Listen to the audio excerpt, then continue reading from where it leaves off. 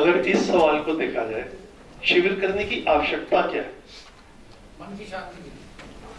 तो मन अशांत है, डिपार्टमेंट का ऑर्डर है। हाँ, बिल्कुल ठीक है, बिल्कुल ठीक है, बिल्कुल ठीक है। तो एक आ रहा है कि मन अशांत है, एक है डिपार्टमेंट का ऑर्डर है। अब डिपार्टमेंट का भी ऑर्डर क्यों है?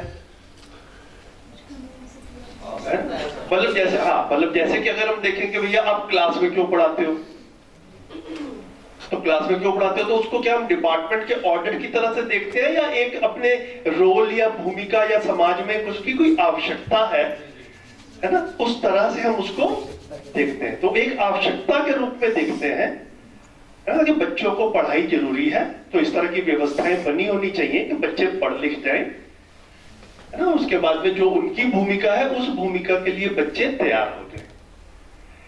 तो डिपार्टमेंट ने ऑर्डर निकाला है ताकि जो डिपार्टमेंट ने, मतलब जो क्लासरूम में पढ़ाना है, उसके लिए डिपार्टमेंट भी ऑर्डर निकालता है कि भैया आप ये वाला सब्जेक्ट पढ़ाओगे, आप ये वाला सब्जेक्ट पढ़ाओगे, इस टाइम पे पढ़ाओगे, इस क्लास को पढ़ाओगे, ये सब डिपार्टमेंट ऑर्डर निकालता ही है।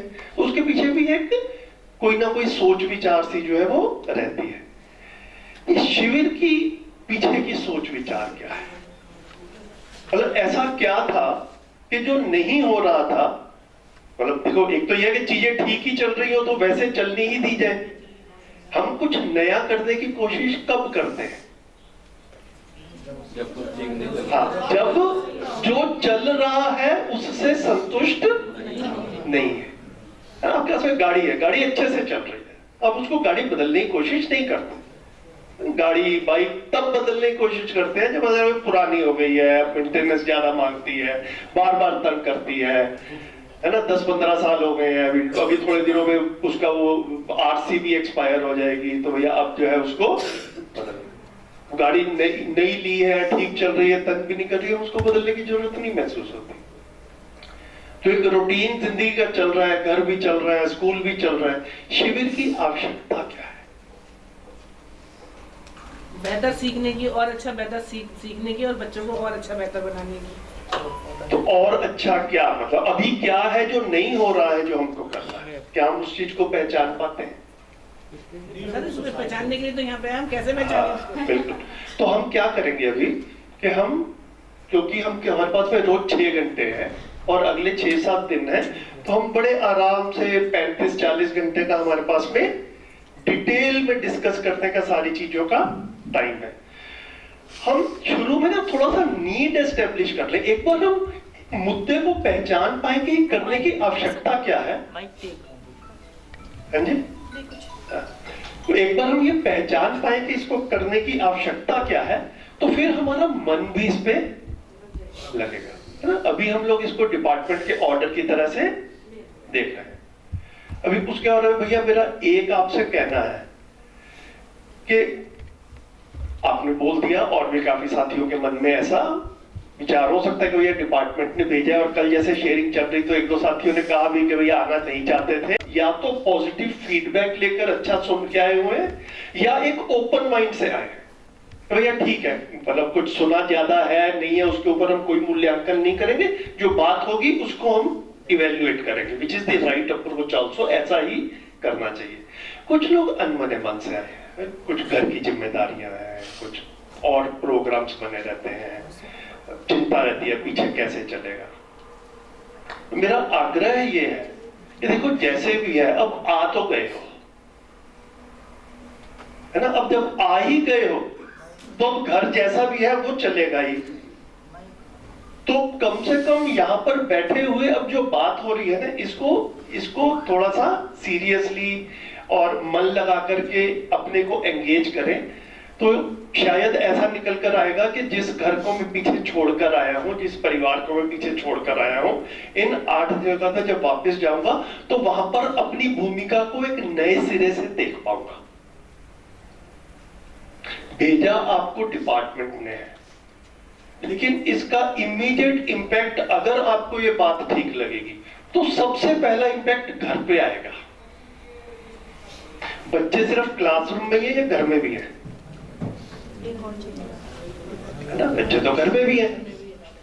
और अगर ये बात कर रहे हैं कि भैया बच्चों से ठीक से बात करनी है और काम की चीज है, तो घर के बच्चों के लिए एकदम से जब हमारे को इसकी नीड जरूरत महसूस होती है ना, इसकी हम इसकी नीड को देख पाते हैं। हाँ, ये जो था ये मेरे अपने विचार में भी ये वाली चीजें नहीं आई थी। जिंदगी की एक दिशा थी, उस दिशा के कुछ आयाम ऐसे थे जिनको हमने इतनी बारीकी से देखा नहीं था, जिसको हम अगले 6-7 दिन में देखेंगे। तो घर भी एक बेहतर जगह बन जाएगी। और अब जब अपने घर के बच्चों के लिए ये काम की चीज लगेगी तो इमीडिएटली ये लगेगा कि हाँ भैया ये क्लास के बच्चों के भी काम की चीज है। अगर सिर्फ ऐसा देखा जाएगा कि भैया डिपार्टमेंट ने भेजा है और क्लास के बच्चों के साथ में काम करना है, वो कर लेंगे, घर के बच्चों के साथ में काम करने की जरूरत नहीं, तो एक्चुअल में फिर ये बात ऐसा देखा जा सकता है कि इस काम की ही जरूरत नहीं है। अगर ये लगे कि क्लास के बच्चों के साथ में काम इसलिए करना है क्योंकि डिपार्टमेंट ने बोला है, घर के बच्चों के साथ में काम करने की जरूरत नहीं क्योंकि डिपार्टमेंट ने कोई आदेश तो दिया नहीं कि घर के बच्चों के साथ भी करो। तो अगर अपने में आवश्यकता नहीं महसूस होती इस चीज की, तो अगले 7-8 दिन में इस चीज को बनाकर रखें अपने में, है ना। डिपार्टमेंट को भूल जाए बेशक, क्लासरूम को भी भूल जाए बेशक, शुद्ध रूप से ये देखें कि जो ये बात होने वाली है, क्या ये मेरी जिंदगी से जुड़ी हुई बात है कि नहीं, क्या मेरे घर के बच्चों को जरूरत है कि नहीं है, क्या हमारे घर में जिस तरह से हम संबंधों में जी रहे हैं वहां पर भी किसी और मधुरता की और निखार की जरूरत है कि नहीं है। और वहां पर जरूरत महसूस होगी और ये महसूस होगा कि यहां पर जो बात की जाती है ये उसकी तरफ समाधान की ओर ले जाने के लिए सहायक है। तो फिर आदमी इसको समझने में अपने को लगाता है और फिर जो समझ बनती है वो ऑटोमेटिकली क्लासरूम में भी चली ही जाती है, उसके लिए कुछ अलग से मेहनत करने की जरूरत नहीं है।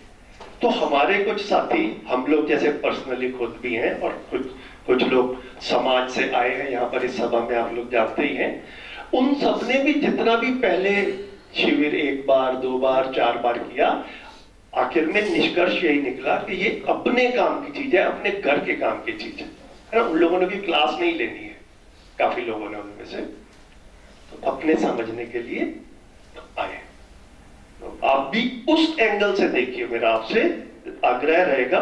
क्लास में कैसे करना है ये बाद में देख लेंगे, है ना। जहां पर कुछ इंपॉर्टेंट रेफरेंसेस आएंगे मैं आपको देता भी रहूंगा वो रेफरेंसेस, ताकि आपके पास में थोड़ी तैयारी जो है वो ये भी रहे कि भाई हाँ ये कैसे कनेक्ट हो रहा है, वहां पर कहां पर क्या क्या कुछ खास चीजें लिखी हुई हैं। लेकिन मूल रूप में जो एक निचोड़ के रूप में देखना है वो ये देखना है कि ये मेरे घर में और जिस तरह से संबंध चल रहे हैं और जिस तरह से अपब्रिंगिंग चल रही है, और अपने आसपास भी हम देख ही रहे हैं किस तरह से परिवार चल रहे हैं। कई बार अपना परिवार ठीक से चल रहा है, अपने बच्चे भी ठीक से चल रहे हैं, लेकिन अपने आसपास जब हम देखते हैं तो क्लियरली दिखता है कि काफी जगह भटकाव भी जो है वो है ही। अब आगे चल के अपने बच्चे भी कैसे निकलें, क्या उस पर काम करने की जरूरत है, ये जो है मोटा सा इसको हम इस जीवन विद्या शिविर में कवर करेंगे। तो मैं 1-2 बातें यहां पर लिखता हूं। हम क्या कह रहे हैं यहां पर प्रस्ताव के रूप में कि हम सब के हमारे जीने के 4 स्तर हैं। 4 स्तर है मतलब हम सब, ऑल ऑफ अस 4 लेवल पे जीते हैं, अगर हम उसको ब्रॉडली डिफाइन करने की कोशिश करें।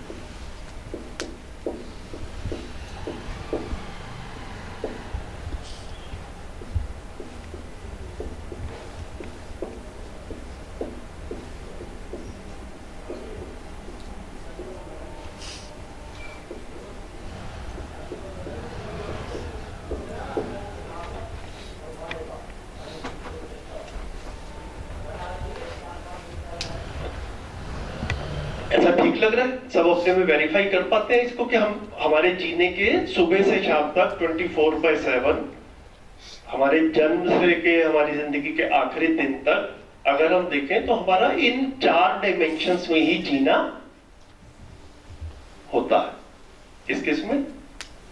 एक हम व्यक्तिगत तौर पे जब अकेले रहते हैं तब भी कुछ ना कुछ योजनाएं बनती रहती हैं, कुछ ना कुछ विचार चलते रहते हैं, कुछ ना कुछ अपने में चलता है ना। मुझे अच्छा लग रहा होता है, बुरा लग रहा होता है, अलग अलग तरह की यादें आ रही होती हैं। कुछ यादों से मधुरता लगता है, कुछ यादों से चिड़चिड़ाहट होती है, फ्रस्ट्रेशन होती है। ये सारा कुछ जो है ये अपने अंदर चलता रहता है। हम सब परिवार में, संबंधों में भी जी ही रहे हैं। फिर हमारे परिवार के बाहर के भी सोशल इंटरेक्शंस भी होते हैं और हमारा नेचर के साथ में भी जीना है।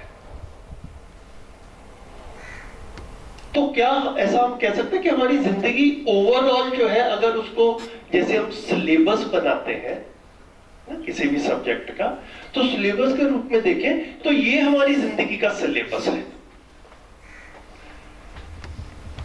मुझे यहां भी अच्छा लगे, मुझे यहां भी अच्छा लगे, मुझे यहां भी अच्छा लगे और मुझे यहां भी अच्छा लगे। ऐसी हम सबकी चाहत है कि नहीं है? इसको हम क्लियरली अपने में देख पाते हैं। और अभी की स्थितियां कैसी है? हमें यहां पर कैसा लग रहा है? मैं धनौरा की बात नहीं कर रहा, दिल्ली की बात कर रहा जब AQI 400 और 900 और पता नहीं क्या क्या हो जाता है, कैसा लग रहा होता है?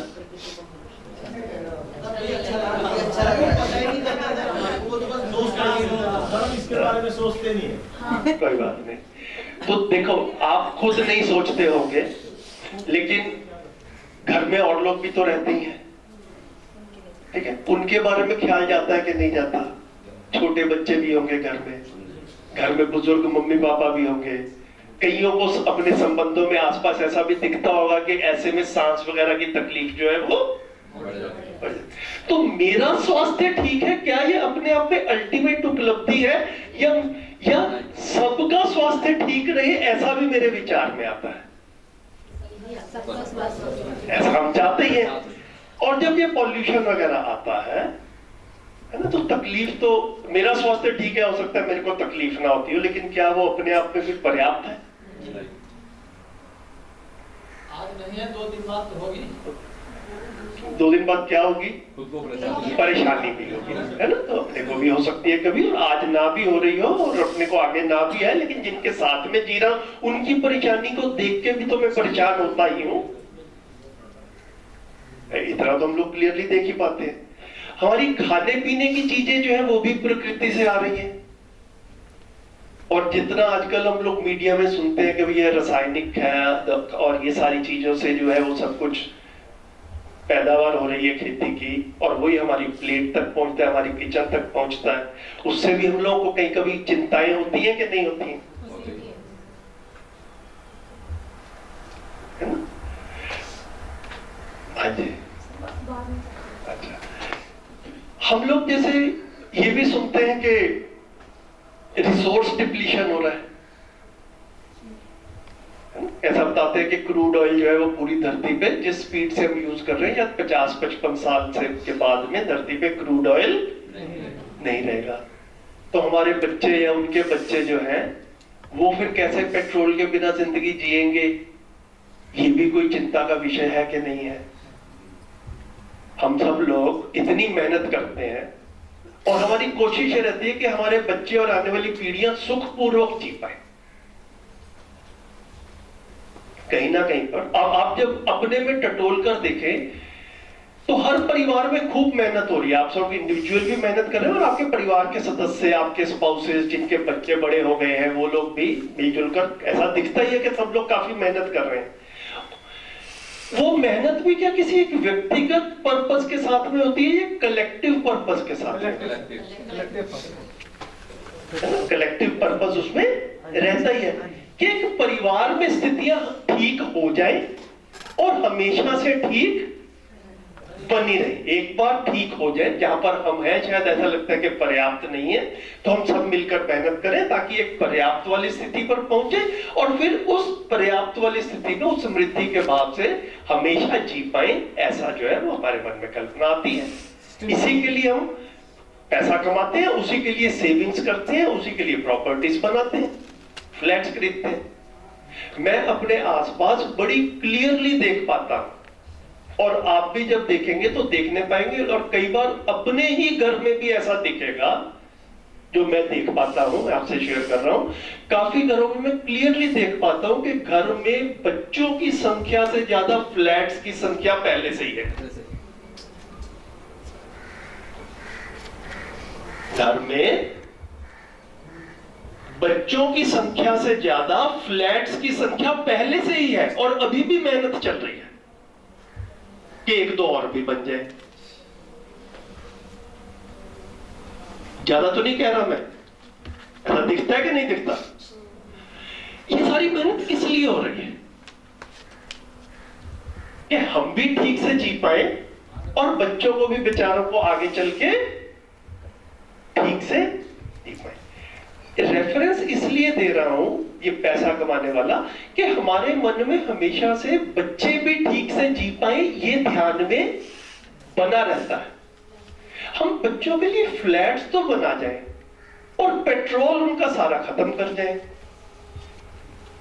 तो बच्चे कुछ सुखपूर्वक रह पाएंगे या नहीं रह पाएंगे? नहीं रखा। है ना? गाड़ी खरीद के दे दी, पेट्रोल हम पी गए सारा। मैं तो देख रहा हूं कि काफी जो है हमारे बचपन से लेके अभी तक इवन पानी की भी जो है बड़ी समस्या पड़ गई है। जितनी आसानी से हमने अपने बचपन में गांव में हैंडपंप चलते हुए देखे थे, अभी तो दिखता ही नहीं है, क्योंकि ग्राउंड वाटर इतना नीचे चला गया कि अब हैंडपंप तो पानी खींच ही नहीं पाता। और 10-10, 20-20 साल के बाद में बोरिंग को भी और गहराई में ले जाना पड़ता है। मैंने एक बार हिसाब लगाया तो मुझे ऐसा अंदाजा लगा, आप लोग भी इसको वेरीफाई कीजिए, कि ये हमारा दिल्ली के आसपास वाला जो एरिया है, वेस्टर्न यूपी और बाकी जो, यहां पर एवरेज रेनफॉल जो है ना वो साल की 2 फुट के करीब होती है। 65-70 सेंटीमीटर जो है ये एवरेज रेनफॉल है, और हर साल वाटर यूजेज जो है वो 6 फुट के करीब होता है। तो हर साल वाटर लेवल जो है 1-1.5 मीटर जो है वो नीचे जा रहा है हर साल। हर 10 साल में 10-12 मीटर 15 मीटर जो है वाटर लेवल, ये हम लोगों ने अपने बचपन से अब तक जो है वो, जिन लोगों ने ये बोरिंग और ये ट्यूबवेल्स और ये सब देखा है वो बड़ी आसानी से इस चीज को वेरीफाई भी कर सकते हैं। और आप लोग स्कूलों में पढ़ाते भी हो, काफी सारा मीडिया में आता भी है कि तीसरा विश्व युद्ध होगा तो किसके लिए होगा? अब पानी के लिए विश्व युद्ध होगा।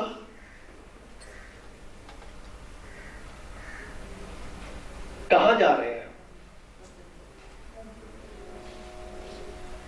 हमारे बच्चे कैसे सुखी रह पाएंगे? हवा हमारे बचपन में जितनी साफ थी आज उतनी साफ नहीं, और आने वाले समय में स्थितियां अच्छी होंगी ऐसा नहीं दिखता है। पानी जितना हमारे बचपन में एबंडेंस से उपलब्ध था अब उतना उपलब्ध नहीं, और आने वाले समय में क्या होगा पता नहीं। पेट्रोल कम हो रहा है, खाने पीने की चीजें ठीक है नहीं, ये सारी की सारी क्या हम कह रहे हैं, ये प्रकृति है ना। इन चीजों की तरफ जरा सा ध्यान जाता है हमारे को। एक तरफ से लगता है कि मानव ने विकास बहुत किया, उसमें भी कोई शक वाली बात नहीं है। हम लोग जब छोटे थे तो कभी ऐसा ध्यान में भी नहीं आता था कि कभी मोबाइल लेके घूमेंगे,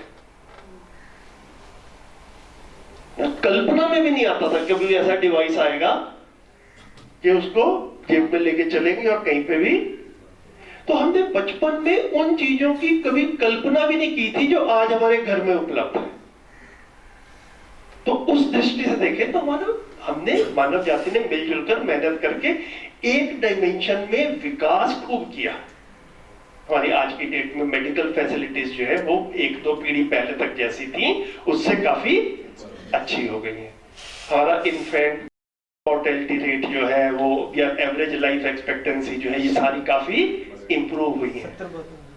मतलब हम अपने दादा दादी से बात करते हैं, मतलब आप सबने भी जैसे जब तक वो रहे उनसे करते थे भाई, तो बच्चे पूछते हैं आप कितने भाई बहन थे, ये वो बताते थे हम 10 थे, 6 ही रह गए थे, है ना। ऐसा आमतौर पे मतलब घर में बच्चे पैदा हुए उसमें से आधे तो जो है वो 1-2 साल के बाद में बच्चे ही नहीं, ये 2-3 पीढ़ी पहले तक ये कॉमन था।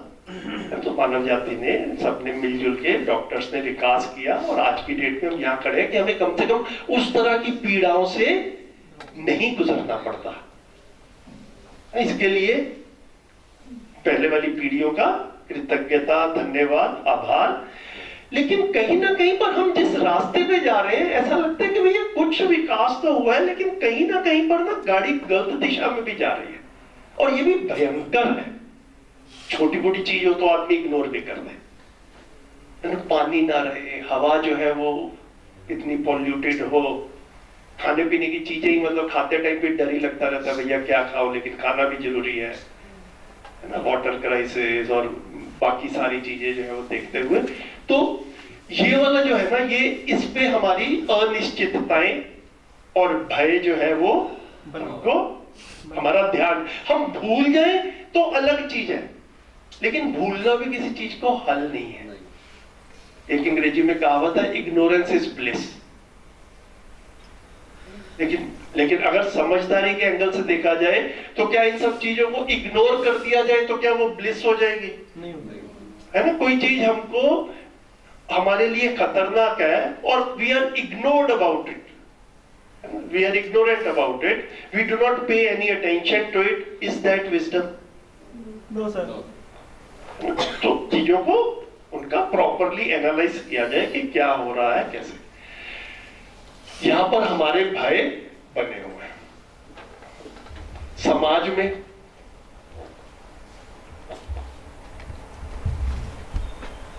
क्या परिस्थिति है समाज की? अच्छी नहीं है। क्या नहीं है अच्छा? सर महिलाएं सुरक्षित नहीं है।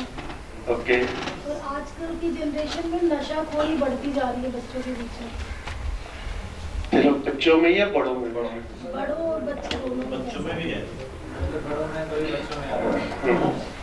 और ये नशे की चीजें बना बच्चे रहे या बड़े बना रहे सर हैं? पता नहीं, जैसे मैं अपने एरिया में रहती हूँ जहाँ लक्ष्मी नगर, वहाँ पे मुझे हर बच्चा मतलब पार्क में कोने में कुछ मतलब 2-4 बच्चे ग्रुप बना के, तो मैं पहले ये सीन नहीं देखती थी, अब ज्यादा देखती हूँ। छोटे छोटे बच्चे भी सिगरेट लेके घूम रहे हैं, ये मुझे मतलब अब चिंतनीय लगता है समाज में देखते हुए। गंदगी कूड़ा तो है ही, वो तो दिल्ली में कॉमन है, उससे बच के नहीं रह सकते। दिल्ली में प्रदूषण भी है हमारा फ्री में और ये बारिश होती है तो गलियों में पानी भरना, ये सब मतलब वो तो चीजें हैं जो स्ट्रक्चर बेस्ड है। और बताइए और क्या क्या समस्याएं हैं समाज में? महिलाओं की स्थिति अभी भी उतनी अच्छी नहीं है जितना महिलाओं ने विकास किया। बिल्कुल ठीक है, और बताएं। सर संबंधों की बहुत कमी है। वो तो परिवार पे आके तो बात करेंगे, अभी हम समाज की बात कर रहे हैं। सर भ्रष्टाचार का बोलबाला, भ्रष्टाचार और नैतिकता की भी भ्रष्टाचार का थोड़ा उदाहरण दीजिए। सर भ्रष्टाचार का उदाहरण जैसे खुलेआम तो हम ऑफिशियल उसमें देख नहीं पाते, सुनते हैं लेकिन कि वहाँ ब्राइब्स दी जाती है, वहाँ पे सोर्स चलती है। जैसे मेरी बीएलओ में ड्यूटी लगाई गई, नैतिकता के आधार पर कोई छूट नहीं मिली, फिर अप्रोच लगाई तो छूट लगी। ये भी भ्रष्टाचार ही थोड़ा सा मुझे लगता है कि मतलब मेरी मानवीय स्थिति पे नहीं ध्यान दिया गया, लेकिन सोर्स लगाई तो फिर वो सोर्स कुछ दिन चली, दोबारा फिर बीएलओ बना दिया गया। देखिए मैं उदाहरण देता हूँ आपको अपना, जो मैं इंजीनियरिंग प्रोफेशन से आता हूँ। मैंने कल आपको बताया कि मैं बेसिकली इलेक्ट्रॉनिक्स इंजीनियर हूँ। तो अपने ही प्रोफेशन से रिलेटेड जो ऐसी चीजें हो रही हैं जो शोभनीय नहीं है, उसका मैं जिक्र करता हूँ, फिर दूसरे प्रोफेशंस को भी देख लेंगे। जैसे हमारा कभी मोबाइल खराब होता है, लैपटॉप खराब होता है, गाड़ी खराब होती है, तो रिपेयर सेंटर्स बने हुए हैं और हमें रिपेयर सेंटर में ऐसा आश्वासन है कि ये लोग स्किल्ड लोग हैं और इनको खराब चीज को ठीक करना आता है। ऐसा तो हमारे को अपने में फीलिंग आती है कि भैया ये मोबाइल रिपेयर सेंटर है तो मोबाइल को ठीक कर लेगा, लैपटॉप रिपेयर सेंटर है तो लैपटॉप को ठीक कर लेगा, गाड़ी का रिपेयर सेंटर है, वर्कशॉप है तो गाड़ी को ठीक कर देंगे। फिर भी जब हम देने जाते हैं वहां पर चीज को लेकर के, अपनी लैपटॉप को लेकर लेट से, और वो कहते हैं कि भाई साहब दे जाओ, इसमें तो 4 घंटे लगेंगे ठीक करने में, तो हमारे मन में क्या भाव आता है? बात चेंज कर लेगा, पता नहीं खराबी कितनी है और बता कितनी देगा। अब हम तो एक्सपर्ट है नहीं, हमें पता भी नहीं चलता कि भैया अब इसमें एक्चुअल में फॉल्ट क्या है। तो वो हमारा शोषण ना कर ले, है ना, या शोषण कर लेगा, ऐसा डर जो है वो बना ही रहता है किसी भी चीज के मामले में। अगर हम अपने को, है ना, ये सारा का सारा काम हो रहा है समाज में हो रहा है, और ये कौन लोग कर रहे हैं? ये इंजीनियर लोग। तो इंजीनियर का काम क्या था और हर प्रोफेशन का एक्चुअल में काम क्या है, इसको अगर हम देख पाए, क्योंकि आप लोग भी बच्चों को पढ़ा रहे हैं, वो बच्चे स्कूल के बाद में निकलकर किसी प्रोफेशन में जाते हैं और फिर समाज में अपनी भूमिका निभाते हैं उस प्रोफेशन के अनुसार। डॉक्टर भी पकड़े गए थे, हाँ, तो उसी पे आ रहा। कोविड के नाम पे बॉडी पार्ट्स निकाल, तो कोविड नहीं भी था तब भी अपने में देखिए कि हम भी किसी डॉक्टर के पास में जाते हैं, कहीं पे किसी के घर में कुछ तकलीफ हो गई और हम किसी हॉस्पिटल पे लेके गए, कितनी बार ऐसा लगता है कि भैया वो हॉस्पिटल वाला कहता है इनकी तो हालत बहुत खराब है, इनको तो वापस घर भी मत लेके जाओ, अभी एडमिट करना पड़ जाएगा, इनकी तो जान को भयंकर खतरा है। और हमें लगता है कि भैया कहीं इनको तो अपना बिल वगैरह ही बनाने की पड़ी है। डॉक्टर के पास लेके, डॉक्टर 6 तरह के टेस्ट लिख देता है, हमें लगता है भैया कहीं इसका कमीशन तो है, होता है। ठीक है, इन्हीं वजहों से फिर हम जो है ना सोचते हैं कि भाई एक सेकंड ओपिनियन भी ले लेते हैं, फिर एक थर्ड ओपिनियन भी ले लेते हैं। मतलब ये ओपिनियन लेने का किस लिए आता है? हमारे को डॉक्टर के स्किल के ऊपर डाउट हो, ऐसा मैं जब अपने में देखता हूं तो मुझे कम लगता, डाउट उसकी नीयत पे आता है। वकीलों का क्या है?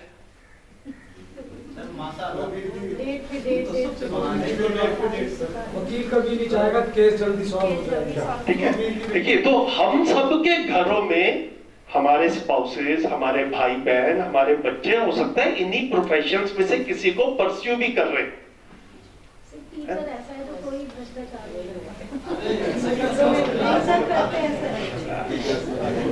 सर, मैं ट्यूशन पढ़ाती हूँ बच्चों को, तो मेरे पास जो बच्चा है उन्होंने बताया कि दीदी 500 रुपये देने पड़ते हैं एक सब्जेक्ट टीचर को, पास कर देते हैं। तो सर ये मुझे अभी पता चला 15-20 दिन पहले, तो मैं बिल्कुल शॉक्ड हो गई सुन के ऐसा भी है। कोई, तो जो सभा में बैठे इस प्रोफेशन को छोड़ देते हैं, ठीक है, लेकिन सिर्फ अपने में अभी ये देख पाए कि महसूस कैसा करते हैं रोजमर्रा की जिंदगी में जब समाज में हमारे इंटरेक्शंस होते हैं, तो एक वहां पर भी एक भय का वातावरण जो है वो शोषण का, है ना, ये चीजें जो है ये बनी हुई है। तो ये सारे प्रोफेशंस का काम क्या था एक्चुअल में, अगर मूल में देखा जाए कि पूरा समाज चलने के लिए सब प्रोफेशंस की जरूरत है। हमें सिविल इंजीनियर भी चाहिए, हमें इलेक्ट्रॉनिक्स इंजीनियर भी चाहिए, हमें मेट्रो भी चाहिए, है ना, हमें खेती भी चाहिए, हमें दुकानदार भी चाहिए, हमें बैंक भी चाहिए, हमें वकील भी चाहिए, हमें पुलिस भी चाहिए, हमें कॉर्पोरेशन, डीडीए, ये सब भी चाहिए, सबकी जरूरत है। अब गलती क्या हो गई कि ये सब जो है ना पेपर पे सब कुछ ठीक बन गया, आदमी जो जिस पोजीशन में जा रहा है वहां पर जो है कहीं ना कहीं पे कुछ गैप रह गया। किसी भी इनमें से किसी में भी चला जाए आदमी गलती कर सकता है, और ज्यादातर लोग गलतियां कर रहे होते हैं, तभी हमने भय का वातावरण भी बनता है ना। कोई इक्का दुक्का होता है तो हमारे को भी आता है यार कोई आदमी खराब होता है। ये भय का वातावरण तब बनता है जब ऐसा लगता है कि समझ ही नहीं आता विश्वास किस पे किया जाए, किस वकील पे विश्वास करो, किस डॉक्टर पे विश्वास करो। इसीलिए हम रेफरेंसेस ढूंढते हैं। भैया कोई पहचान का हो तो बता दो। पहचान का होने का क्या मतलब होता है, यार पहचान का हो कम से कम शोषण तो नहीं करेगा।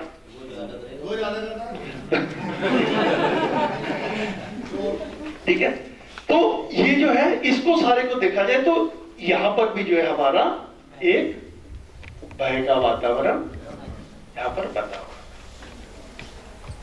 परिवारों में, संबंधों में परिस्थितियां कैसी हैं?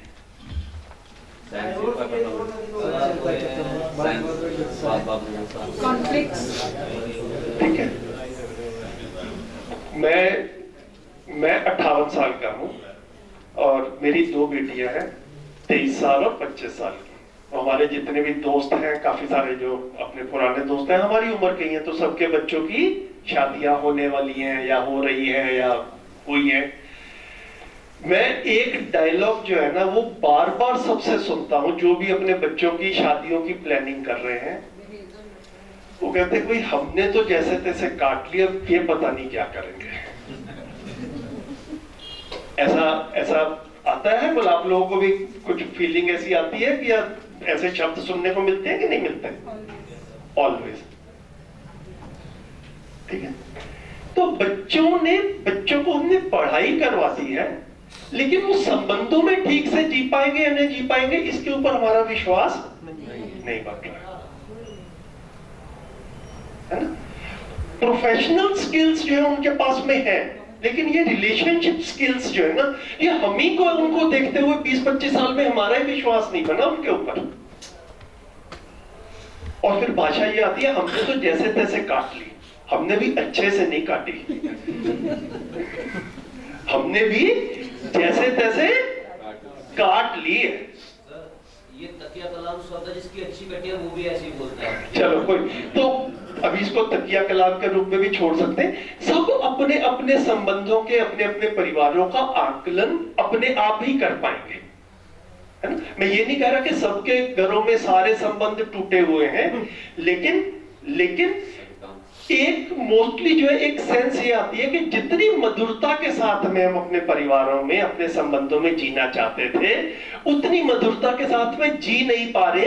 ऐसा एक सेंस काफी बार अपने आसपास दिखता है। ठीक है, मैं आपको मजबूर नहीं करूंगा कि आप इस पे हाँ या ना बोलें, है ना, लेकिन अपने में एक्सप्लोर इस चीज को करते रहे। जैसे जैसे शिविर आगे बढ़ेगा, ईमानदारी के साथ में आप ही खुल के अपने घर की बातें भी बताओगे। ठीक है, ये हर बार ऐसा होता है। शुरू में भी देखो, अभी तो शिविर शुरू हुआ है, पहला 1 घंटा ही चल रहा है, आप भी मेरे को नहीं जानते, है ना, कुछ हिचक भी रहती है। धीरे धीरे जब भाव बिल्कुल क्लियर होता है और बात बिल्कुल सटीक हो रही होती है, तो जो है ना वो खुल के बातें होंगी। लेकिन मेन मुद्दा जो है वो ये है कि यहाँ पर भी हमारी पीड़ाएं तो है ही, कहीं कम कहीं ज्यादा, जैसे मर्जी उसको देख लिया जाए। ठीक है, तो यहाँ भी अनिश्चितताएं जो है वो बनी हुई। ये सिर्फ अमीरों के यहाँ हो रहा है या सिर्फ गरीबों के यहाँ हो रहा है या सबके यहाँ हो रहा है? सबके है जी। तो जो जा है उसको वही ज्यादा लग रहा है। हाँ, सच्चाई भी है। तो देश के सबसे बड़ी इंडस्ट्रियल फैमिली में देख लिया जाए तो वहां भी भाई भाई के बीच में जो है ना वो दरारें जो है वो अखबारों में आती है। दुनिया के सबसे अमीर आदमी को देख लिया जाए तो वहां पर भी पति पत्नी के बीच में डिवोर्स की बात जो है वो हो रही है। ठीक है, तो मतलब जिन भी लोगों ने पैसे के मामले में ज्यादा सफलता पाली, वो लोगों को यहाँ पे भी जीना आ गया हो, ऐसा कोई रूल के रूप में नहीं दिखता है। ठीक है, और बाकी हम लोग जनसाधारण के रूप में अपने अपने परिवारों को तो देखते हैं। तो ये एक ऐसा एंगल है, यहाँ पर भी जो है ना एक ऐसा लगता है कि चीजें अभी पूरी तरह से, और इन सब के चलते फिर अपने अंदर जो उथल पुथल होती रहती है वो भी कोई बहुत सुखद स्थिति नहीं रहती, है ना। कभी यहाँ का डर, और ये तो डेली इंटरेक्शंस में होता ही रहता है। जो कल आप अपने प्रिंसिपल और ये सब चीजें बता रहे थे विभाग की तरफ से, और ये जितने आदेश और जो है ना, जब भी कभी ऐसा लगता है कि यार ये कि पता नहीं है क्यों ऐसा उल जलूल सा काम हो रहा है। बेसिकली हम कहीं ना कहीं पर चीजें जो है वो बाहर ठीक नहीं हो रही हैं, या मैं उनको ठीक से नहीं समझ पा रहा हूं, या करने वाले ठीक से कर नहीं रहे हैं।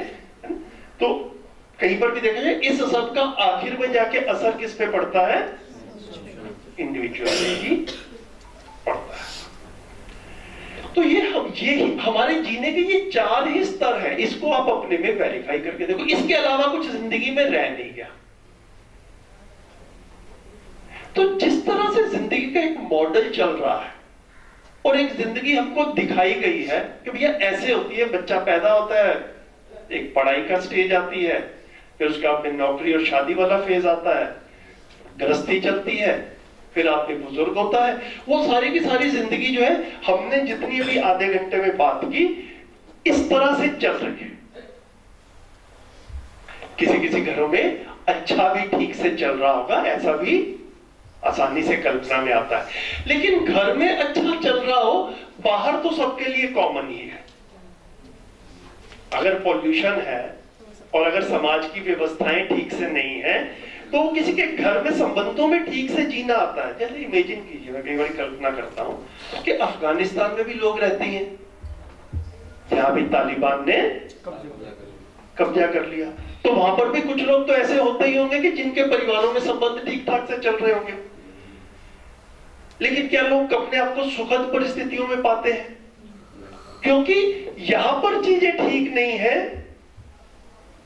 तो वो आदमी को महसूस है होता नहीं है कि चीजें जो है वो ठीक से। तो हम इनमें से किसी भी एक डायमेंशन को इग्नोर करके मेरी जिंदगी ठीक से चल जाएगी, ऐसा हो नहीं सकता।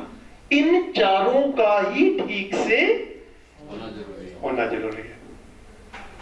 और जितना हम डिटेल में जाते हैं ये सब अपने में एक्सप्लोर करके देखें तो ऐसा लगता है कि भाई हाँ, ये तो हर जगह के ऊपर जो है ना वो काफी गैप्स हैं और हमारे पास में अभी इन चीजों का कोई समाधान भी दिखता भी नहीं।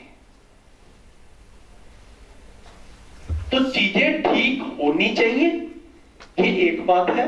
चीजें ठीक नहीं है, इसको पहचानना दूसरा काम। हम ना किसी की मतलब इस सारे का पर्पस ये नहीं है कि जैसे कहते हैं कि उंगली उठाई जाए और सबको बोला जाए कि भैया ये सब कुछ जो है ये खराब हो रहा है, सब गड़बड़ है, कोई कुछ काम नहीं कर रहा। लेकिन जब तक हम किसी चीज के अधूरेपन को पहचानते नहीं है तब तक उसको पूर्णता पाने के लिए काम भी शुरू नहीं होता। तो अधूरेपन को पहचानना पहला स्टेप है। तो ये जो हम अभी एक्सरसाइज कर रहे हैं, ये शिविर क्यों कर रहे हैं हम, तो हमने बात यहां से शुरू की थी। तो शिविर करते इसलिए कर रहे हैं कि चीजें ठीक नहीं है। हम सब की, पूरे समाज की भरसक कोशिश करने के बावजूद भी चीजें ठीक नहीं है।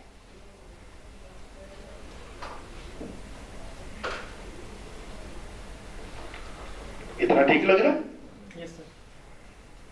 जैसे इसको थोड़ा सा और देखें डिटेल में जाके, अगर इन दो एंगल्स पे देखें तो आप में से कितने लोगों ने सुना है कि हमारे देश में एक ट्रेन चलती है जिसका नाम है कैंसर एक्सप्रेस? किसने सुना है? हाथ खड़ा कीजिए। हाँ, बहुत बढ़िया, 5-7 लोगों ने सुना। कोई माइक लेके बताएं कि क्या सुना है उसके बारे में। माइक ले लीजिए। कोई एक तो साथी लोग की मतलब आप भी से सहयोग चाहिए होगा, कोई वॉलंटियर कर सकते हैं थोड़ा? विकास भाई और एक दो साथी माइक का जो है ना वो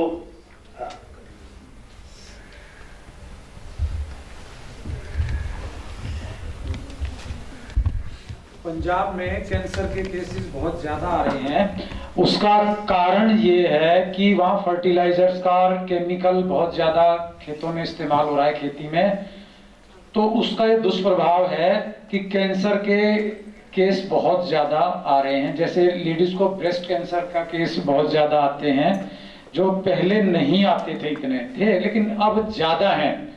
तो जो हरित क्रांति है या पैदावार बढ़ाने के चक्कर में, फसल ज्यादा उगाने के चक्कर में हम ऐसा केमिकल उसमें यूज कर रहे हैं कि जो जमीन के नीचे भी चला गया है, अंडरग्राउंड वाटर में भी वो पहुंच चुका है। और उसका असर अब दिखने लगा है कि पूरी ट्रेन ही भर के कैंसर की आ रही है ट्रीटमेंट के लिए। कहाँ आ रही है? पंजाब से दिल्ली की तरफ। या हॉस्पिटल्स की दिल्ली की तरफ, तरफ नहीं आ रही है, कहाँ जा रही है?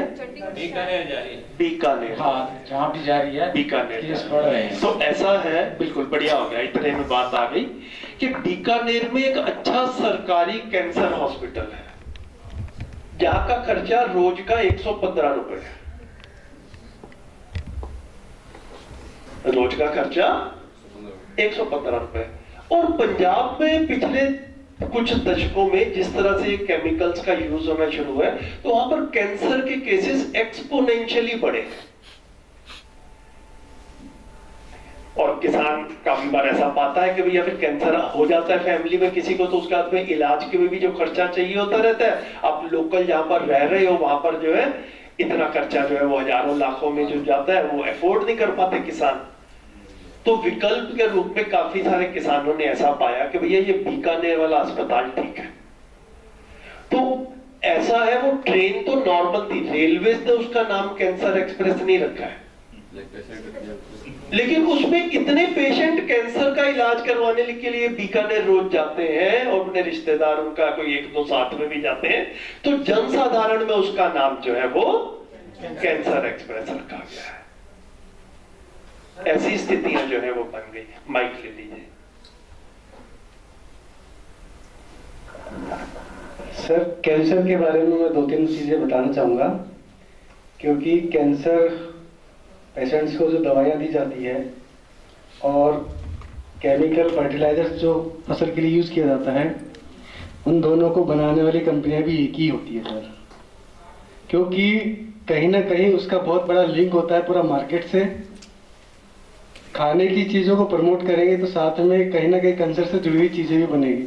हमारा देश डायबिटीज़ कैपिटल ऑलरेडी बन चुका है, नेक्स्ट लेवल पे कैंसर का नंबर है सर। तो हमारे खाने में ऐसी चीज़ों को आप अवॉइड करिए और ऐसी चीज़ें शामिल करिए ताकि हम कैंसर के पेशेंट ना हों। अभी इन्हीं डर से हमको देखा जाएगा, पॉलिसीज बहुत अच्छी से दी जाती है। 1 करोड़ का टर्म इंश्योरेंस ले लीजिए, क्यों? वो ये डर है, अभी वो सब डर पे ही सब डिपेंड चल रहा है, पूरा बिजनेस पूरा डर पे चलेगा। तो कैंसर ना हो इसके लिए हमें हेल्थ पे ध्यान देना है और ऐसी चीज़ों को पहले से अवॉइड करना है खाने में। अब हम पहले टाइम में हम खाने पीने में गेहूं इतना इम्पोर्टेंट नहीं था। हमारे बुजुर्ग जो थे, देखते दादा वगैरह, वो 100 साल जी रहे हैं। मेरे ग्रैंडफादर अभी 89 या 90 एज के हैं, उनको अभी तक कोई तकलीफ नहीं है, क्योंकि उन्होंने खाने में गेहूं के अलावा बहुत सारी चीज़ें खाई, जैसे बेजन खाया, बाजरा खाया, जो खाया है। लेकिन उस एलिट सोसाइटी का जो परिदृश्य दिया गया है समाज में, उसका बहुत बड़ा रोल एडवर्टाइजिंग का है। मैं देखो कल भी मैंने बोला था कि एडवर्टाइजिंग का बहुत बड़ा रोल है।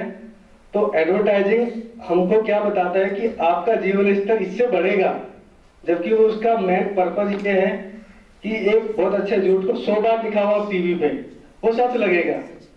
वो कहीं ना कहीं, अब कल हमारे एक साथी थे, उन्होंने कहा एप्पल का फोन बहुत बढ़िया होता है।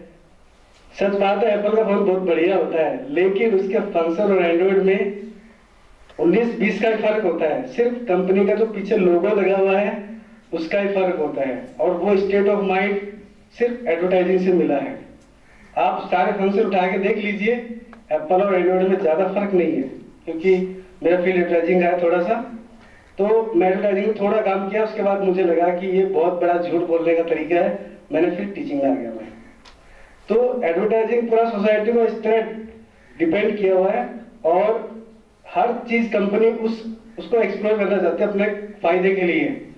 तो ऐसी चीजें हमें नहीं बताई जाएगी टीवी पे या फिर मीडिया पे, जिससे कि आप हेल्दी रह सको और जो पूरा मार्केट है, पूरा बिजनेस है मेडिकल फार्मा का, वो नीचे जाए, तो आपको कहीं ना कहीं वो प्रमोट मिलेगा। अक्षय कुमार बहुत अच्छे से बोलता है कि आपके जाने के बाद फैमिली का कौन ध्यान रखेगा। वो बताएगा कि आपको टर्म इंश्योरेंस लेना है, और फिर टर्म इंश्योरेंस में बहुत सारी क्लोज ऐसे होंगे कि फिर आपको मिलेगा भी नहीं।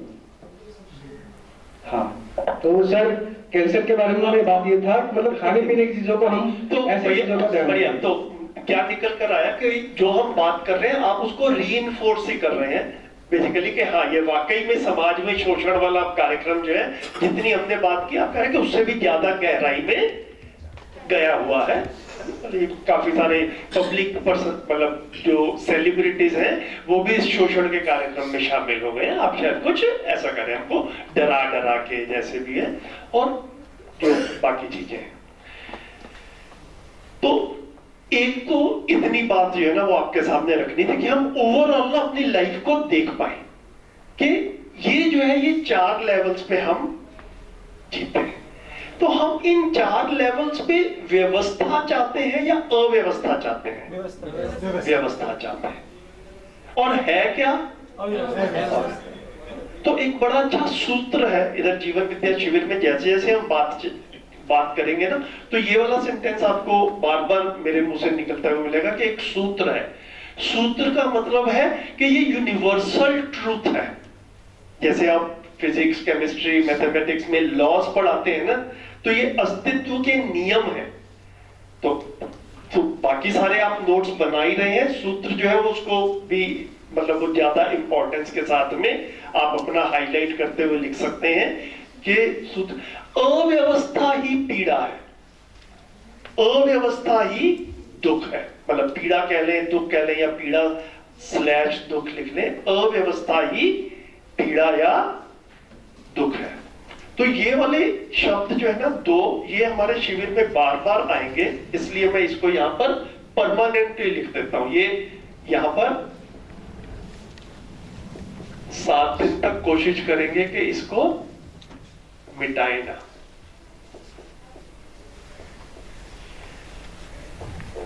व्यवस्था और अव्यवस्था।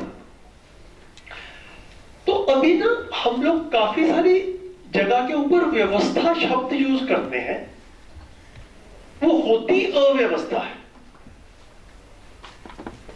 हम जब ये कहते हैं कि व्यवस्थाएं ठीक नहीं है, तो एक्चुअल में वो व्यवस्था है ही नहीं, इसीलिए वो ठीक, वो अव्यवस्था है। तो हम चाहते क्या है कि हम चाहते हैं प्रकृति और अस्तित्व में व्यवस्था चाहते हैं, हम समाज में व्यवस्था चाहते हैं, हम परिवार में संबंधों में व्यवस्था चाहते हैं, और हम स्वयं में व्यवस्था ही चाहते हैं। व्यवस्था है नहीं अभी, ये हमारी पीड़ा है। तो हमारा पूरा का पूरा शिविर जो है वो इन चारों स्तर पर व्यवस्था का स्वरूप क्या है, ठीक, कि व्यवस्था का एग्जिस्टेंस में एक स्वरूप है, उसको हम समझ लें तो हम व्यवस्था में जी पाएंगे। जब तक हमें पता नहीं रहता कि एग्जिस्टेंस में व्यवस्था का स्वरूप क्या है, तो तब तक हमारे पास में, मतलब हमारे पास में कोई चीज है, उसको यूज कैसे करना है, मतलब उसका बेसिक डिजाइन क्या है, वो भी नहीं पता। तो परिवार में व्यवस्था का स्वरूप क्या है, मेरे में व्यवस्था का स्वरूप क्या है, स्वयं में, समाज में व्यवस्था का स्वरूप क्या है, और प्रकृति में या अस्तित्व में व्यवस्था का स्वरूप क्या है, ठीक। ये जो है, ये मूल रूप से शिविर का कंटेंट है। इसी के ऊपर जो है हम आने वाले 7 दिन तक जो है वो डिटेल में बात करेंगे, और इसको मैं बता भी दूंगा कि अभी थोड़ी देर में कि किस किस पे कितनी कितनी बात करनी है। अब थोड़ा सा इसको एक दूसरे एंगल से भी देखते हैं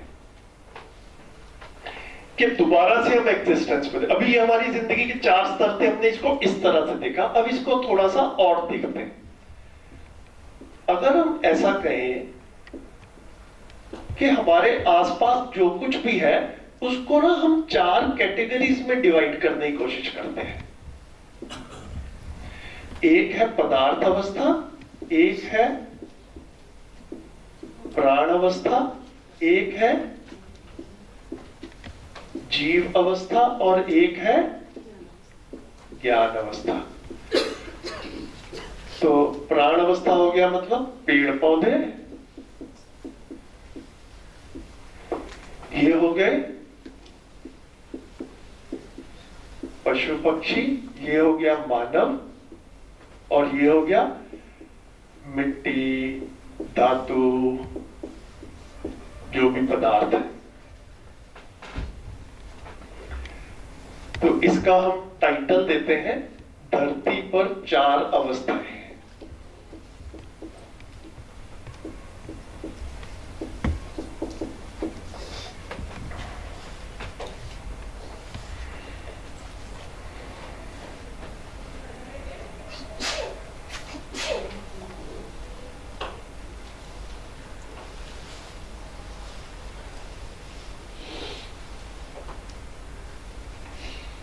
फिर से आपसे सवाल पूछता हूं, हम सब धरती पर रहते ही हैं, हम अपने आसपास अपने बचपन से लेकर अब तक जितना हमने देख लिया, जितना हमको समझ में आया, यहां पर प्रस्ताव ये है कि धरती पर जो कुछ भी है उसको हम इन चार में से किसी ना किसी एक अवस्था में प्लेस कर सकते हैं, है ना? आप वेरीफाई करके देखिए कि ऐसा है कि नहीं है, ऐसा ही है। जो कुछ भी देखेंगे या तो वो इस कैटेगरी में आएगा, या इस कैटेगरी में आएगा, या इस कैटेगरी में आएगा पशु पक्षियों वाली में, और या फिर मानव। इसके अलावा जब हम धरती पर देखने जाते हैं तो कुछ है नहीं। इतना ठीक है?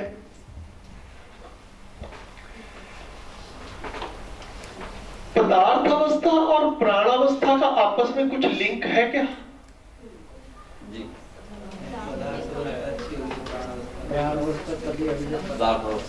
प्राणावस्था तभी होगी जब पदार्थ अवस्था होगी, है ना? इनको पानी चाहिए, वो पदार्थ है, इनको गैसेस चाहिए,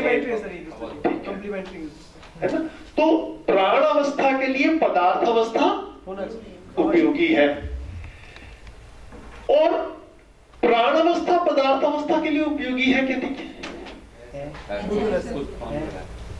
कैसे है? जैसे पेड़ पौधे मिट्टी का कटाव होने देंगे, और यहाँ पेड़ पौधे ज्यादा होंगे वहाँ पे बारिश ज्यादा होगी, इसका सीधा प्रभाव उस पर पड़ेगा, पोल्यूशन कम होगा और प्रदूषण कम होगा, ऑक्सीजन की मात्रा बढ़ेगी। तो एक प्रकार से हम इसको जो है वो नहीं कर सकते इग्नोर भाई ये। तो ये इसके लिए उपयोगी है और ये इसके लिए उपयोगी है। इन्हीं के ही अवशेष जो है ये वापस पदार्थ अवस्था में ही मिल जाते हैं और इसको एनरिच करते हैं। पेट्रोल बनने के बाद जितना ये पत्ते और पुराने पेड़ वगैरह जो है ये जब मिट्टी में मिल जाते हैं, हाँ, तो यही जो है फिर उसकी उर्वरा शक्ति जो है, फर्टिलिटी जो है वो उसको बढ़ाते हैं, और फिर ये फर्टिलिटी बढ़ जाती है तो फिर पेड़ पौधे और समृद्ध होते हैं। तो ये म्यूचुअली कॉम्प्लीमेंट्री है, एक दूसरे को एनरिच कर रहे हैं। ये प्रकृति में व्यवस्था का स्वरूप है। प्रकृति में व्यवस्था कैसी है? दो अवस्थाएं एक दूसरे को एनरिच कर रही है। इसको इसके साथ में देखा जाए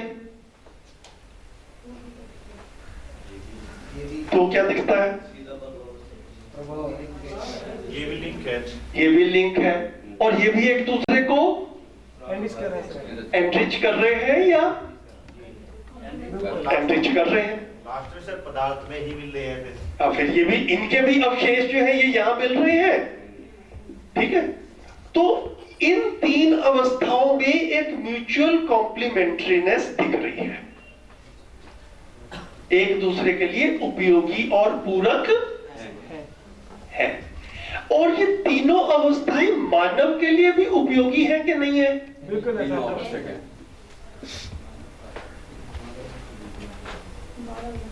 और मानव इन तीन अवस्थाओं के लिए उपयोगी है कि नहीं है? है कैसी? प्रेजेंट स्थिति कैसी है? रेड कलर बताओ। होना चाहिए नहीं, सवाल प्रेजेंट स्थिति कैसी है? नहीं हो रहा है। बिल्कुल। तो यहाँ पर कह क्या रहे हैं कि हमने धरती पर जब हम पाते हैं कि काफी सारी समस्याएं हैं, हमने अपने जीने में आसपास देखा कि ये काफी सारी समस्याएं हैं। अब धरती पे है तो यही सब कुछ है, तो यही सब कुछ, तो इस सारी अव्यवस्था का कारण क्या है? मानव है ना? तो अभी हमने पिछले 1 घंटे में क्या किया? कल्प्रिट को पहचाना, है ना? विलेन कौन है ये भी पूरी तरह से आपस में पहले क्लियर हो जाए। बताइए, माइक लीजिए, माइक लीजिए। नहीं, वो रिकॉर्डिंग भी हो रही है तो माइक लीजिए।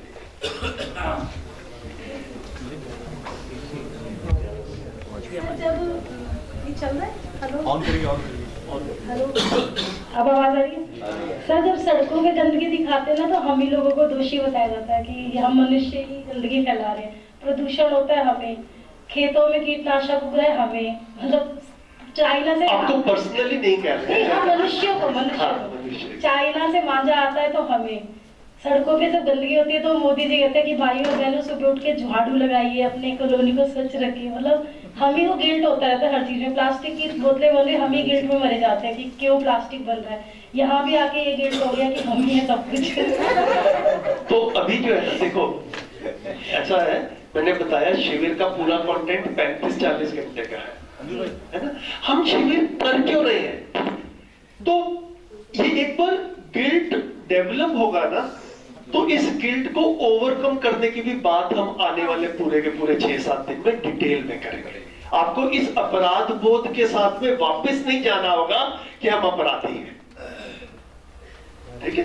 इस अपराध बोध को हम ओवरकम भी हाँ करेंगे, ये मेन काम है। आपको अपराध बोध कराना पर्पस नहीं है शिविर का, लेकिन शिविर का पर्पस तब समझ में आता है जब अपराध नजर आता हो तो, है ना।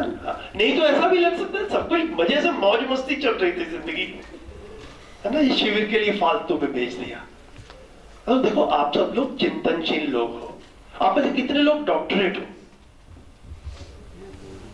कितने लोग मतलब वो पोस्ट ग्रेजुएट हो? सारे ही, ठीक है।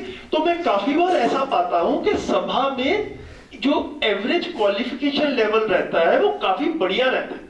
दिल्ली में कहीं भी 70-80 लोगों को इकट्ठा बैठा लिया जाए और उनका एवरेज क्वालिफिकेशन लेवल देखा जाए तो वो इस सभा से कम ही निकलेगा। ये सभा जो है हमेशा, जब भी जो हम यहाँ पर शिविर कर रहे हैं, एक अच्छी पढ़े लिखों की सभा है। मैं एक बात कहना चाहता हूँ, जितनी बातें हैं अगर हमारे साथ में जो डॉक्टर है ना सर, ये जो बातें हम डिस्कस कर रहे हैं, अगर इसमें टीचर के अलावा हमारे डॉक्टर और नेता, जो इसमें एक इंजीनियर, जो इसमें महत्वपूर्ण कारक है, प्रिंसिपल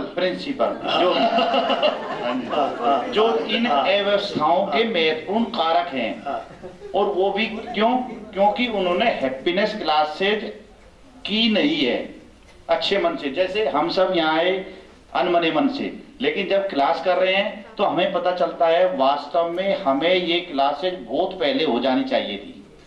और ये ही जरूरी है इन नेताओं को भी, और साथ में अपने इंजीनियर, डॉक्टर, जिनके कोई भी किसी भी तरह के केसेज आते हैं, या ठेकेदार जो भी होते हैं, जो अव्यवस्था करके प्रकृति को इस हाल में पहुंचा दिया उन्होंने, या नेताओं ने भ्रष्टाचार करके इस हाल में पहुंचा दिया।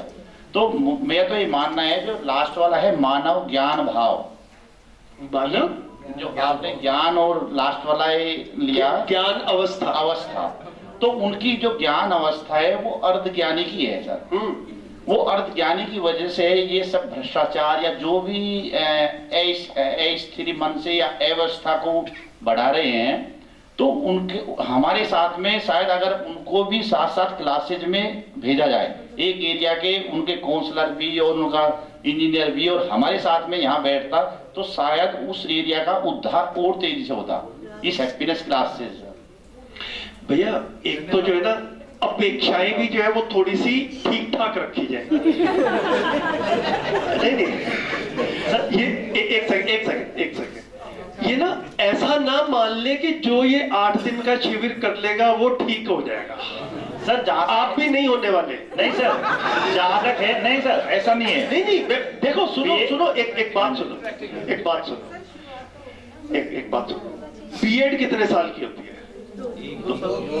2 की 1 की दोनों तरह की है सर। अच्छा, दोनों समय कितने साल की होती है? क्या सर? कितने साल की होती है बीएड? 1 साल 2 साल, ठीक है। इंजीनियरिंग कितने साल की होती है? 4 साल। डॉक्टरी कितने साल की होती है? 5 साल। और अच्छा मानव बनाने का कोर्स 8 दिन का। लेकिन सर 8 दिन में उनका बेस बन जाएगा। मैं तो बेस से काम चलेगा नहीं। लेकिन सर ये सुनो तो सही, एक बार सुन तो लो। अभी जो है ना, अभी हम लोगों की बड़ी गहरे से अवधारणा बन गई है कि हाँ यार, मतलब मेडिकल करना है तो 5 साल लगेंगे, जी, है ना। टीचर बनना है तो 2 साल लगेंगे, और 2 साल के अलावा भी और भी काफी कुछ करते ही हो आप, सिर्फ 2 साल तो एक कहने की बात हो गई। इंजीनियर बनना है तो 4 साल लगेंगे। ये इतने सालों को हमने इतनी आसानी से स्वीकार कर लिया कि इतने साल लगते हैं। तो अच्छा इंजीनियर बनना आसान है या अच्छा मानव बनना आसान है? अच्छा इंजीनियर बनना आसान है, अच्छा मानव बनना मुश्किल है। अगर अच्छा मानव बनना आसान होता तो बहुत सारे बन गए होते, वो बहुत सारे नहीं बने हैं, यही हमारी परेशानी भी है। सर इसीलिए मैं कह रहा हूं, अगर कोई भी इंजीनियर या डॉक्टर अगर उसका फर्स्ट ईयर है, फर्स्ट ईयर में भी पहले जो सेमेस्टर है वो क्यों ना ऐसी ही क्लासेज के लिए होना चाहिए। तो भैया आपको इसीलिए पढ़ा रहे हैं यहाँ पर बैठा के कि ये जो आगे के इंजीनियर और डॉक्टर बनने हैं ना वो ठीक से बन जाए। जो आज आपकी क्लास में बैठे हैं बच्चे, अगले आने वाले 10, 15, 20 साल में इन्हीं में से ही डॉक्टर निकलेंगे, इन्हीं में से इंजीनियर निकलेंगे, इन्हीं में से चार्टर्ड अकाउंटेंट निकलेंगे, इन्हीं में से IAS निकलेंगे, इन्हीं में से मंत्री निकलेंगे। तो बच्चों को ये तो ठीक है, आज वालों को छोड़ दो। एक जो है ना, देखो इस शिविर में एक बढ़िया चीज ये निकल कर आएगी कि ये उपलब्धि के रूप में आप अपने आप में देख पाओ।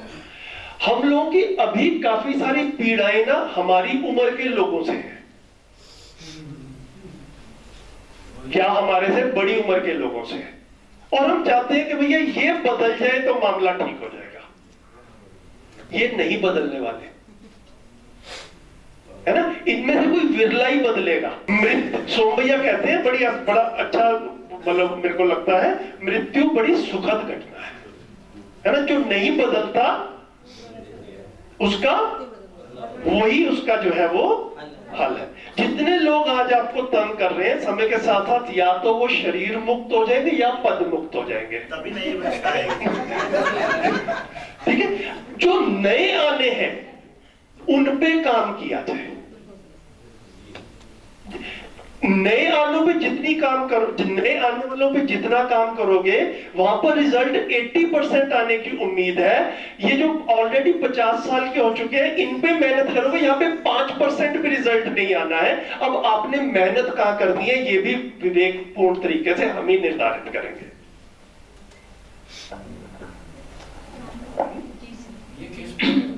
तो इसका ये अभी ना ये कुछ चीजें धीरे से सेटल होने वाली है। आप जिन समस्याओं से पीड़ित हैं उन समस्याओं से निजात पा जाओगे, ऐसा यहां पर इस शिविर में नहीं होने वाला। ठीक है, आगे वो समस्याएं ना आए ये क्लियरिटी बन जाएगी, ये इस शिविर में होने वाला है। आप अपने मम्मी पापा से परेशान हो, आप अपने भाई बहनों से परेशान हो, पति पत्नी संबंध में ठीक से नहीं चल रहा है, मेरी कोई गारंटी नहीं है कि शिविर के बाद में वहां पर चीजें ठीक हो जाएगी। ठीक है, लेकिन आपके अपने 2 बच्चे हो और वो जब बड़े होंगे तो उनके संबंधों में वो कड़वाहट ना आए जो आज भाई बहनों के संबंधों में आ रही है, ये वाला काम किया जा सकता है। जितने भी संबंधों में हमारी पीड़ाएं हैं, भाई भाई, बहन बहन, भाई बहन, बचपन से साथ साथ ही रहते हैं, एक ही घर में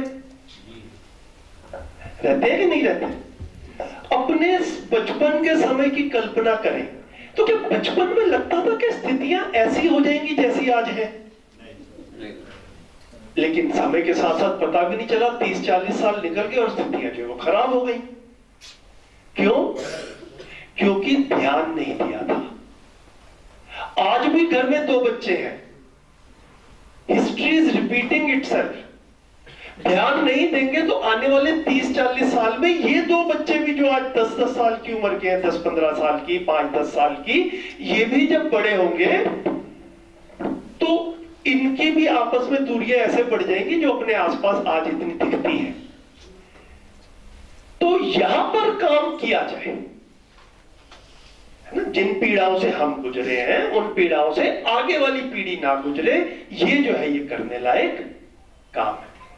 और जब ये अपने घर में इसको जरूरत के रूप में हम देख पाएंगे और एक कार्यक्रम के रूप में, कंटेंट के रूप में हमको दिखता है कि यहाँ यार ये गलती हो रही है, ये हमको पहचान में आ जाए, मैंने बहुत कोशिश की और मेरे से हल नहीं निकला, ये भी पहचान में आ जाए, और फिर यहां से कुछ बात निकल कर आती है जहां से एक ऐसी आशा बनती है, ऐसी क्लैरिटी बनती है कि हाँ भैया ये होने से काम हो सकता है, तो इमीडिएटली आदमी अगली पीढ़ी के लिए काम करना शुरू करता है।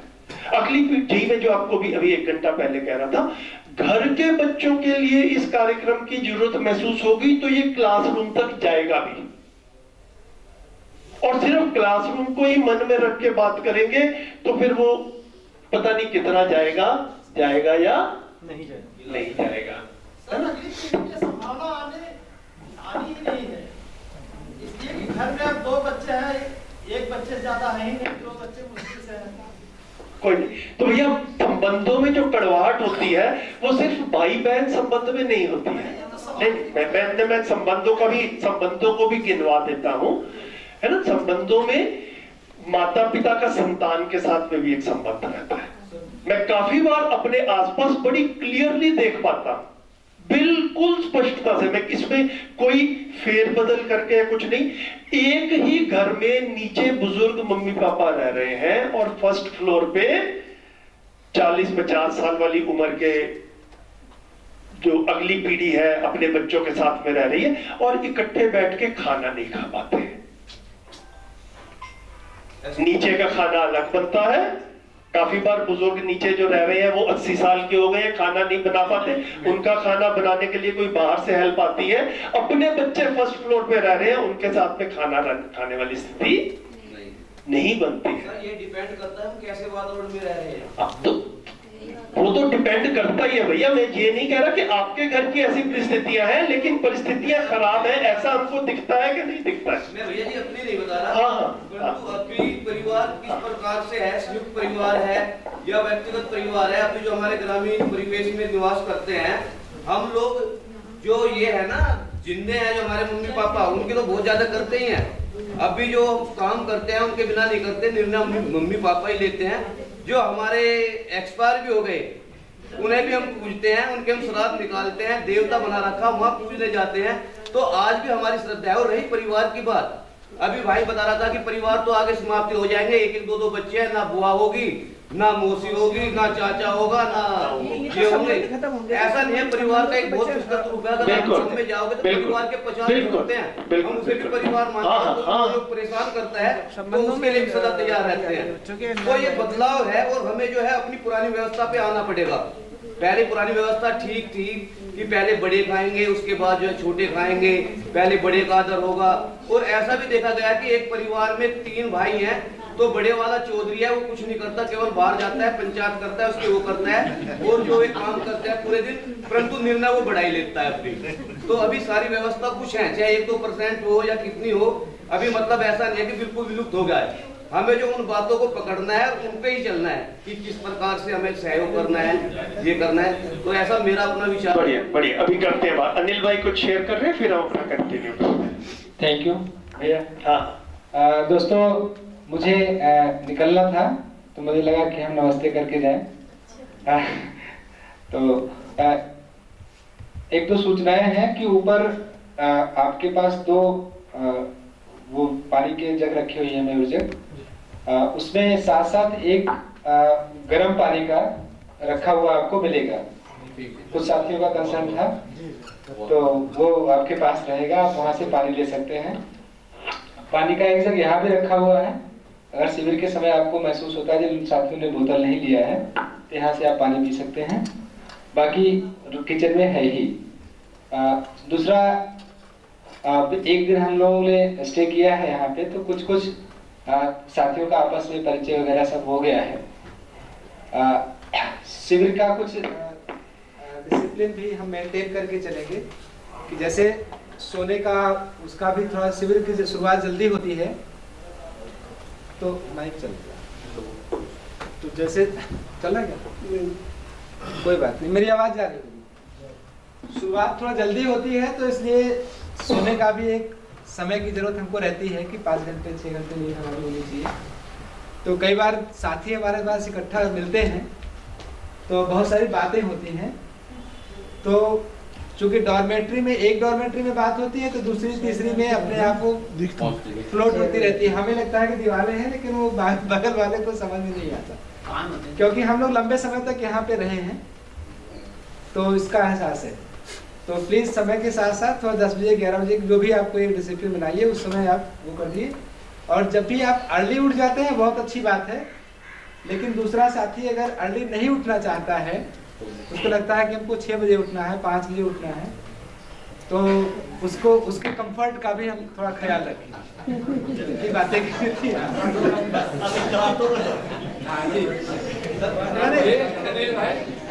वो जो बात आप बता रहे हो पड़ोस वाले डॉर्मेट्री में हो रही थी। आपकी बात नहीं कर रहा हम 4:30 बजे उठे, मैं जल्दी। हाँ वही पड़ोस वाली बता रहा हूँ तो दोस्तों अभी कुछ साथी और जुड़ेंगे अपने। अब वो लोग होंगे जिनको हमारी ज्यादा जरूरत रहेगी। मीन्स की कुछ लोग जो है मेडिकली थोड़ा परेशानी में हैं, कुछ लोग हैं जो जिनको ज्यादा जरूरत है थोड़ा और कंफर्ट की, इस वजह से वो नहीं आ रहे थे, अब आ रहे हैं। मुझे लगता है कि हम उनके साथ और ज्यादा सद्भाव, अपनी सुविधाओं में थोड़ा सा कम करके भी अगर उनको हम दे पाए तो उनके लिए एक बहुत अच्छी हेल्प होगी। बार बार कई लोगों के फोन हमारे पास आ रहे हैं, कुछ साथी ऐसे जुड़ेंगे जिनको बहनों के साथ है कि उनको नीचे के कमरे चाहिए होंगे, कमोड की जरूरत होगी, तो अगर आपके कमरों में जगह नहीं है तो उनको एडजस्टमेंट करके। थैंक यू सो मच, फिर मिलेंगे। बहुत बढ़िया सर, बहुत बढ़िया अनिल भाई, थैंक यू। और आप आए और समय की परिस्थितियों को ध्यान में रखते हुए आप अचानक रुक भी गए रात को भैया, बहुत बढ़िया, थैंक यू।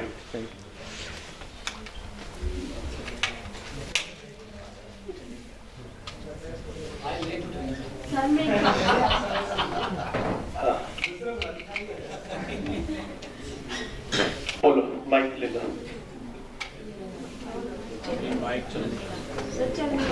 माइक का क्या करें?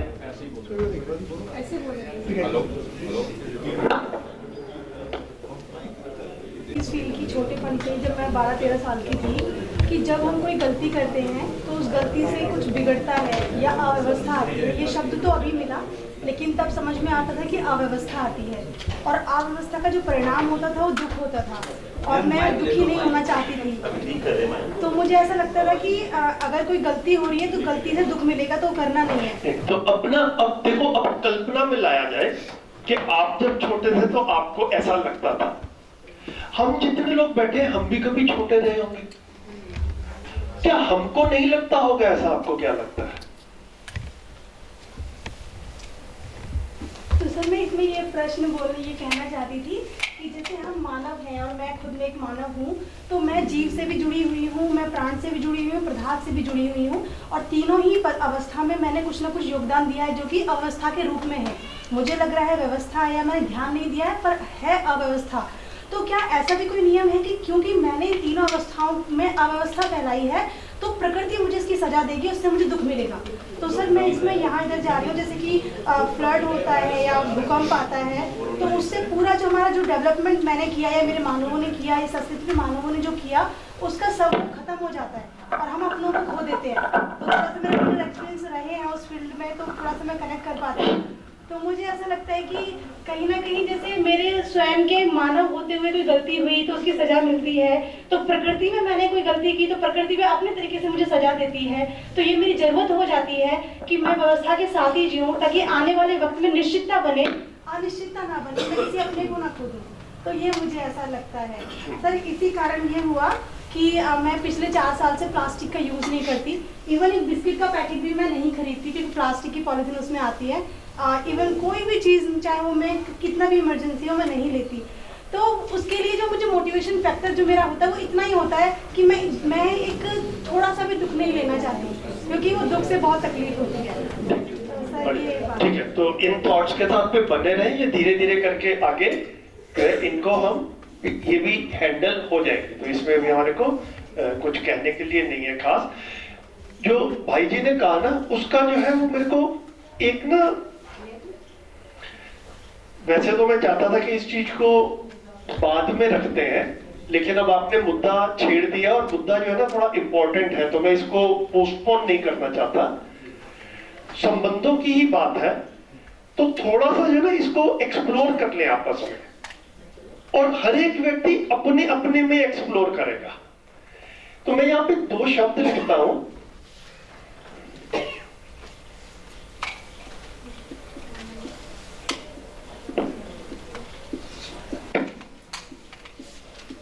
शिकायत ना करना और शिकायत का भाव ना होना।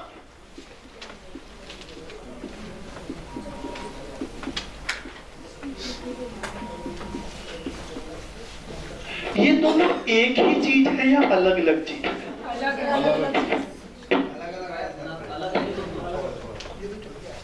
ठीक है, इसी को थोड़ा सा और फैला के देख लेते हैं।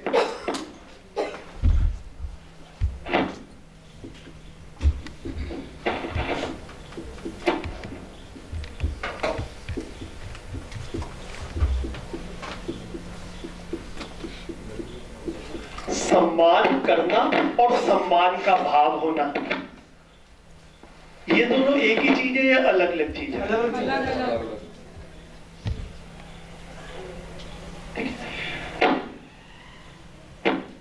इसको बस अपने में ना एक्सप्लोर करने की जरूरत है।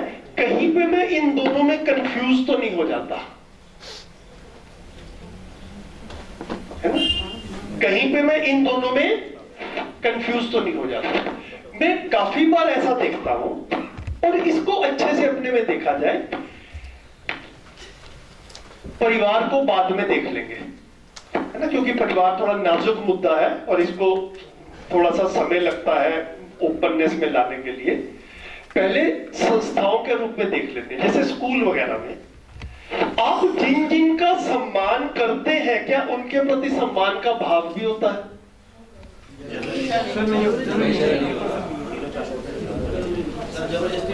जबरदस्ती भी करना पड़ता है। ईमानदारी से कहे ना, काफी बार परिवारों में भी ऐसा होता है। ईमानदारी से कह रहा हूं, बिल्कुल दिल खोल के है ना, इसको अच्छे से अपने में टटोल कर देखा जाए। क्या अब खुलना शुरू होगा। नहीं बिल्कुल सच्ची। देखो, जितना हम ईमानदारी से इस शिविर में चलेंगे ना, उतना इस शिविर से हम ग्रहण भी करेंगे। नहीं तो काफी बार एक दूसरे के साथ में शास्त्रार्थ करने में और ऐसा नहीं होता और ऐसा होता है, इसमें निकलेगा। मैं काफी बार ऐसा देखता हूं, अपने में भी देख पाता हूं कि काफी लोगों को दिखाने के लिए सम्मान किया जाता है ना, मन में सम्मान का भाव नहीं रहता है। ठीक है, काफी बार शिकायत करते नहीं है, लेकिन शिकायत का भाव जो है वो, ये माइक, अच्छा ओके, कर लो ठीक है। तो इस चीज को ना देखा जाए, मतलब हमें ना काफी बार ये लगता है कि पहले, अभी जैसे आपकी जो भाषा आ रही थी कि हमें पुरानी व्यवस्थाओं को लाना पड़ेगा, या हमने अपने बुजुर्गों के साथ में भी डिटेल में बात की हुई है, ठीक है, और उनकी भी कहानियां कोई ज्यादा फर्क नहीं रही। ठीक है, हम बोलते नहीं थे, ये भाषा आती है, लेकिन वो ठीक करते थे, ऐसा नहीं निकल के आता है। काफी बार वो भाषा यही निकल, वो जो भी कहते थे हमने कभी चू नहीं करी, ठीक है ना। लेकिन या तो ये ना कि भैया वो जो कहते थे वो ठीक कहते थे, ये नहीं निकल कर आता है काफी बार, है ना। तो हम टॉलरेट करते रहे, है ना, हमें सहनशील नहीं बनना है। मैं ये भी नहीं कह रहा कि सहनशील मत बनो, लेकिन सहनशील बनना अल्टीमेट ऑब्जेक्टिव नहीं है ना। सामने वाला भी ऐसा जी पाए और मैं भी ऐसा जी पाऊं कि खुशी खुशी साथ साथ जिए, एक दूसरे को झेल नहीं रहे हैं, एक दूसरे को सहन नहीं कर रहे हैं, एक दूसरे के साथ में मजे से जी रहे हैं। ये है संबंधों में जीने का व्यवस्थित स्वरूप। सर, एक चीज कहना चाहती हूँ, जैसे जो हम बात कर रहे हैं संबंधों में, सर जो हम बात कर रहे हैं संबंधों में अव्यवस्था की, कभी कभी हम उसको एक्सेप्ट कर चुके हैं। जैसे कि घर में, जैसे अगर जब मैं अपने घर में आई ससुराल में, तो मम्मा पापा बहुत झगड़ा करते रहते हैं आपस में, तो वो नॉर्मल हो गया। तो my husband also tried to do the same thing कि ये तो कॉमन है, मतलब कपल फाइट तो आम बात है, इसमें कौन सी हमने अव्यवस्था को व्यवस्था मान लिया। ये जो है ना, ये बिल्कुल वही वो बता रही है, हमने अव्यवस्था को व्यवस्था मान लिया। तो ये झगड़ा इज नॉर्मल। हाँ, मतलब झगड़ा नॉर्मल है, तुम क्यों रिएक्ट कर रही हो? अगर झगड़ा हो रहा है कपल्स में तो चलता है यार, चलता है ऐसा। मैंने बोला कॉन्फ्लिक्ट इज नॉट नॉर्मल, तो उसको ही समझाना कि conflict is not normal took time because वो अव्यवस्था को, कपल फाइट को नॉर्मल मान चुका था after seeing a number of couple at home. तो मेरे को लगता है अव्यवस्था को हम एक्सेप्ट कर लें, वो भी मतलब कारण है हमारी अव्यवस्था का। लेकिन अव्यवस्था तो काफी बारी क्या हो रहा है कि एक तरह की अव्यवस्था हमको जब स्वीकार नहीं होती, हम कुछ और करते हैं, कई बार उसका भी रिजल्ट ठीक से नहीं निकलती। आवाज आ रही है? वो भी ठीक से नहीं निकल कर आता। तो अभी तक क्या जो बात चल रही है कि कर के सीखना है, लर्निंग बाय डूइंग, है ना, लर्निंग बाय डूइंग। यहाँ पर दूसरी बात कर रहे हैं, यहाँ कह रहे हैं समझ कर करना है। तो ये दो अलग अलग चीज है। ट्रेडिशनली कह रहे हैं करके सीखो, और यहां पर कह रहे हैं समझ के करो। एक बार समझ लो फिर ठीक ही करो, है ना। इसमें क्या है कि आप कई बारी गलती करोगे और तब भी पता नहीं ठीक तक पहुंचेंगे या नहीं पहुंचेंगे। एक तरह की गलती की, दैट डिडंट वर्क, दूसरी तरह की करी, अल्टरनेटिव ट्राई किया, दैट आल्सो डिडंट वर्क। अब पता नहीं कितनी गलतियां जो है मानव जाति के इतिहास में यही होता जा रहा है अभी तक कि करके सीखो। हम 21वीं सदी में पहुंच गए हैं, अभी तक करके सीखो ये वाला मॉडल चल रहा है, ट्रायल एंड एरर। अभी यहाँ पर क्या कह रहे हैं? समझ के करो। एक बार समझ लो कि सही तरीका क्या होता है, व्यवस्था क्या होती है, फिर व्यवस्था के अनुरूप जी लो और जी के देख लो। जैसे आप लोग ये पहला शिविर कर रहे हैं, मेरा पहला शिविर एज ए पार्टिसिपेंट 7 साल पहले हुआ, 7.5 साल पहले टू बी प्रिसाइज। 2014 के जून में मैंने एज ए पार्टिसिपेंट कहीं से सुना कि भी बड़ा अच्छा शिविर होता है, काम की बात होती है। मैं भी तलाश में था कि भैया कोई बढ़िया चीज हो, आप सब भी चाहते हैं कुछ बढ़िया हो। ऐसे में मैं भी ऐसे शिविर में पहुंचा।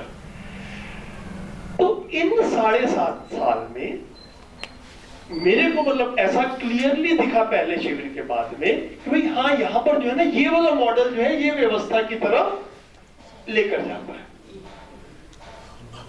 ठीक है। और ये भी बड़ी क्लियरली पता चला कि ये काम लंबा काम है। धीरे धीरे आप लोग के सवाल आएंगे, लेकिन वो अब मुद्दा उठाए तो उसको करके देख लेते। भैया ये सब हम समझेंगे, करेंगे, इसका रिजल्ट कब तक आएगा? तो ये रिजल्ट हमारे देखते देखते यहाँ पर चीजें ठीक हो जाएंगी, यहाँ पर चीजें ठीक हो जाएंगी। ये 20-25 साल में नहीं होने वाला, इसको लगेंगे 500 साल, कम ज्यादा हो सकता है। लेकिन इन दो में रिजल्ट जो है ना ये अपने देखते देखते आ सकता है। जितना साल हम मेडिकल में लगाते हैं बच्चे की पढ़ाई में, जो हमने बोला 5 साल मेडिकल, 4 साल इंजीनियरिंग, उतनी मेहनत की जाए जो हमने अपने पे की है। पहला शिविर किया, पहले शिविर क्या होता है, छोड़ना नहीं है। जिस तरह से बच्चा रोज स्कूल जाता है या कॉलेज जाता है, तब जाके 4 साल में मेडिकल होती है ना। साल में एक बार 8 दिन के लिए कॉलेज जाने से मेडिकल नहीं। तो आप भी साल में एक बार 8 दिन का शिविर कर लेंगे और सोचेंगे कि एक्सपर्ट हो जाएंगे, तो नहीं होने वाले। उसी इंटेंसिटी के साथ में इस कंटेंट को अगर हम पकड़ेंगे और समझने की कोशिश करेंगे, हमने रिजल्ट जो है वो अपने घरों में आते हुए देखा, अपने में चेंज आते हुए देखा। तो इन दोनों में result with in a few years जो है वो आदमी देख पाता है। ये भी अपने आप में बड़ी उपलब्धि है, ठीक है। ये लंबा काम है, ये पीढ़ी दर पीढ़ी चलेगा। मानव जाति के इतिहास में जितने काम हुए हैं पीढ़ी दर पीढ़ी ही हुए। हम आज अगर मोबाइल फोन यूज कर पा रहे हैं तो किसी ने 100 साल पहले कोई लैंडलाइन फोन का पहला प्रोटोटाइप बनाया था। तो 4 पीढ़ी के बाद में आज हमारे पास में मोबाइल है। जिसने वो पहला प्रोटोटाइप बनाया था वो मोबाइल का सुख नहीं भोग पाया, भोपाल का सुख हम भोग पा रहे हैं। तो जैसे पहले पीढ़ियों ने कुछ शुरू किया और आने वाली पीढ़ियों ने उसका लाभ उठाया, उसी तरह से हम भी कुछ शुरू करेंगे, उसका कुछ लाभ हम डायरेक्टली इन 2 लेवल्स के ऊपर इमीडिएटली कुछ सालों में देख पाएंगे अपनी शरीर यात्रा में। और ये वाला लंबा काम है, ये हमारे बच्चे और उनके बच्चे देखेंगे प्रोग्रेसिव, इसमें क्या प्रॉब्लम है। पूरी मानव जाति का इतिहास इसी तरह से रिले रेस की तरह चलता रहा है। हर पीढ़ी ने अगली पीढ़ी को हैंड ओवर किया है और उस पीढ़ी ने अगली पीढ़ी को कुछ हैंड ओवर किया है, और हर बार मूल रूप में ऐसे शब्द नहीं यूज किए जाते, लेकिन कहा यह जाता भाई हमने अभी तक ऐसा समझा, तुम इससे बेहतर कर लेना। अब हम पहली बार, मुझे लगता है कि मानव जाति के इतिहास में एक ऐसी पीढ़ी पे आ गए हैं कि हम अगली पीढ़ी को कहें कि हमने इतना कर लिया, इतना विकास कर लिया, तुम इससे बेहतर कर लेना। कहीं अगली पीढ़ी हमको ये ना कह दे कि भैया विकास किया या विनाश किया। हमारे हिस्से का पेट्रोल भी ले गए, हमारे हिस्से का पानी भी ले गए, हमारे हिस्से की हवा भी ले गए, हमारे हिस्से की मिट्टी भी ले गए। हैंडओवर क्या कर रहे हो? अगर अगली पीढ़ी ने पूछ लिया तो क्या है हमारे पास कहने के लिए? मोबाइल तो ये व्यवस्था का स्वरूप क्या है ना? अभी हमने काफी बार धीरे धीरे बड़ा अच्छा ध्यान, नाम क्या बता दीदी आपने बताया था कि? हाँ जी, प्रीति जी। तो प्रीति दीदी ने बड़े अच्छे से ध्यान दिलाया कि कपल फाइट को हमने नॉर्मल मान लिया। पति पत्नी में झगड़ा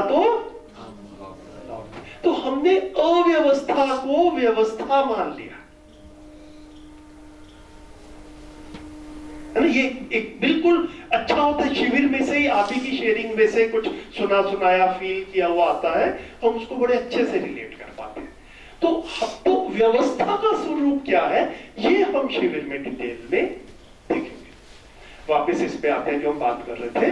तो अभी हमने क्या देखा कि ये जो ज्ञान अवस्था है ये ही विलेन है ना। प्रॉब्लम्स तो है अपने आसपास, अब प्रॉब्लम्स धरती पे है और धरती पे यही सब कुछ है ना।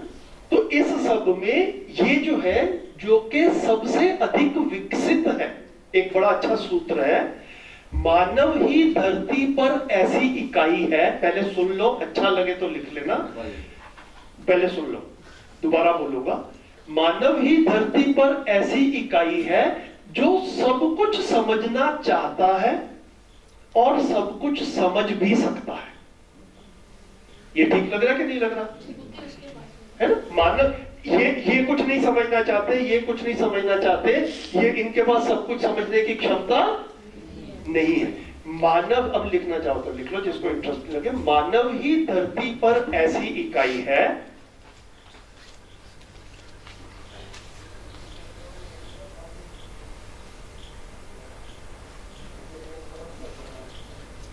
जो सब कुछ समझना चाहता है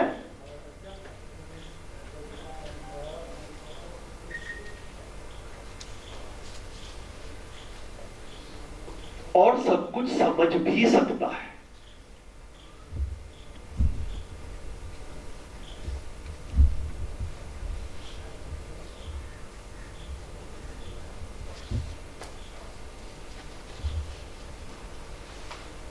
इसको मुझे ऐसा लगता है कि इसको एक तरह से एस्टेब्लिश करना काफी जरूरी रहता है। तो काफी बार ना बात में चल के कई बार आप बोलते नहीं हो लेकिन आपके मन में रहता है अरे ये तो कहीं हमने मानव को ही अधिमूल्यन तो नहीं कर दिया। काफी सारे पशु पक्षी भी बड़ी अच्छी भाव के साथ में रहते हैं, हमें उनके साथ भी बड़ा अच्छा लगता है। कभी किसी टीचर ने ऐसा भी बोला कि डॉल्फिन्स और भी कई ऐसे हैं, उनके पास में भी काफी जो है वो समझ वगैरह रहती है। तो हम मानव होते हुए कहीं ऐसी गलती तो नहीं कर रहे कि हम अपने आप को मतलब सबसे विकसित कह दिया। मतलब तो ये अपने में आप कुछ बताओ, मतलब इसके ऊपर हम थोड़ा 10 मिनट लगाना चाहें तो लगा लेते हैं कि हम पशु पक्षियों से श्रेष्ठ हैं। ये कैसे महसूस होता है, इसको हम कैसे प्रूव कर पाए लॉजिकली और प्रैक्टिकली, या हम श्रेष्ठ नहीं है ऐसा कह दो। और ये बड़ी अच्छी एक्टिविटी है। एक बार ये क्लियर होती है ना, तो ये बच्चों के साथ में बात करने के लिए, छोटे बच्चों के साथ में बड़ा अच्छा जो है स्टार्टिंग पॉइंट बन जाता है। जिनके बच्चे छोटे हैं ना, 8-10 साल 12 साल वाले, और ऐसा लगता है कि पूरा आप ये कंटेंट देखोगे, कई चीजें आपको गहरी लगेगी, ये छोटे बच्चों से बात नहीं हो सकती। ये जो हम बात कर रहे हैं, ये वाली बात इमीडिएटली छोटे बच्चों के साथ में, प्राइमरी स्कूल के बच्चों के साथ में, चौथी के बच्चे, 5वीं के बच्चे के साथ में बड़ी आसानी से कर सकते हैं। पशु पक्षी और मानव में क्या अंतर है? सर, मानव के पास दिमाग है, बुद्धि है, वो बुद्धि से सोच समझ सकता है। पशु सकती है, पशु के पास दिमाग नहीं है। नहीं, एक सेकंड, मानव के पास में दिमाग है, इतना श्रेष्ठ दिमाग नहीं, इतना श्रेष्ठ नहीं है, ये बात है। पशु के पास भी दिमाग तो है, इतना श्रेष्ठ नहीं है। सर, हम जो ऐसे बैठ के इस बात पर किसी भी प्रकार के अपने विचार व्यक्त करना, कि अपने विवादों को सुलझाना, अपने संबंधों को सुधारने की कोशिश करना, जो ये प्रयास है वो केवल मानव ही कर सकता है। सर, बुद्धि और ज्ञान तो सभी पे आ सकता है, पर विवेक की जो क्षमता है वो मनुष्य के पास ही होती है। सर, अध्ययन करना जो है वो मनुष्य ही कर पाता है, वो शायद एनिमल्स जैसे हम। सर, मानव को हम श्रेष्ठ इस सेंस में मान सकते हैं कि उसने बाकी सबको अपने बस में कर लिया है, और बाकियों को, पशु पक्षियों को हम श्रेष्ठ इसलिए मान सकते हैं कि उसने बेशक बस में नहीं किया, लेकिन अपनी यूनिट को, उसने प्राथमिक यूनिट को अभी भी बचाए रखा है। अगर हम कह रहे हैं कि वो हम मानव हैं, विवाद करते हैं, तो हाँ, वो पशु पक्षियों को तो विवाद का मौका ही नहीं मिला, वो तो विवाद तक पहुंच ही नहीं रहे, वो उन्होंने पहले ही अपने आप को श्रेष्ठ बना रखा है। बाकी बच्चे ज्ञान की, कि भाई ज्ञान नहीं है, तो आई थिंक वो हमसे ज्यादा ढंग से, व्यवस्था से अपना सारा काम कर रहे हैं। कभी भी भैंस केक नहीं खा सकती है, क्योंकि उसे पता है कि उसको घास खानी, वो अपनी व्यवस्था में खुश है। और हमें जो चारों तरफ भागे जा रहे हैं और फिर भी ना खुश है, हर जगह पे अपना मुंह मार रहे हैं लेकिन फिर भी ना खुश है, तो यही सारी समस्याओं की जड़ आ जाती है। हम सब देखते हैं, ज्ञान तो पशु पक्षी को भी होता है, और उनमें भी सारी भावना होती है, प्रेम की भावना भी होती है, ईर्ष्या की भावना भी होती है, आपस में लड़ते भी हैं, एक दूसरे को मारते भी हैं, एक दूसरे का प्रेम भी दिखाते हैं। और अगर कोई पशु प्रतिदिन एक जगह रहता है और वो कहीं चला जाता है, तो उसके बारे में फिर बहुत ज्यादा विलाप भी करते हैं अपने तरीके से, जैसे रैकते हैं बार बार उसको याद करके। परंतु मनुष्य में और अन्य पशु पक्षियों में एक अंतर है, मनुष्य चिंतनशील प्राणी है। जैसा अब हम ये सेमिनार कर रहे हैं, वे पशु पक्षी नहीं कर सकते। हमने चिंता की है कि धीरे धीरे जैसे पानी समाप्त हो जाएगा, या ये जो पेड़ पौधे समाप्त हो जाएंगे, तो इसका हमारे पे क्या प्रभाव पड़ेगा। और अभी से हमने इसके बारे में सोचना शुरू कर दिया कि आने वाले 100 साल में हम इस समस्या से निदान पा जाएं।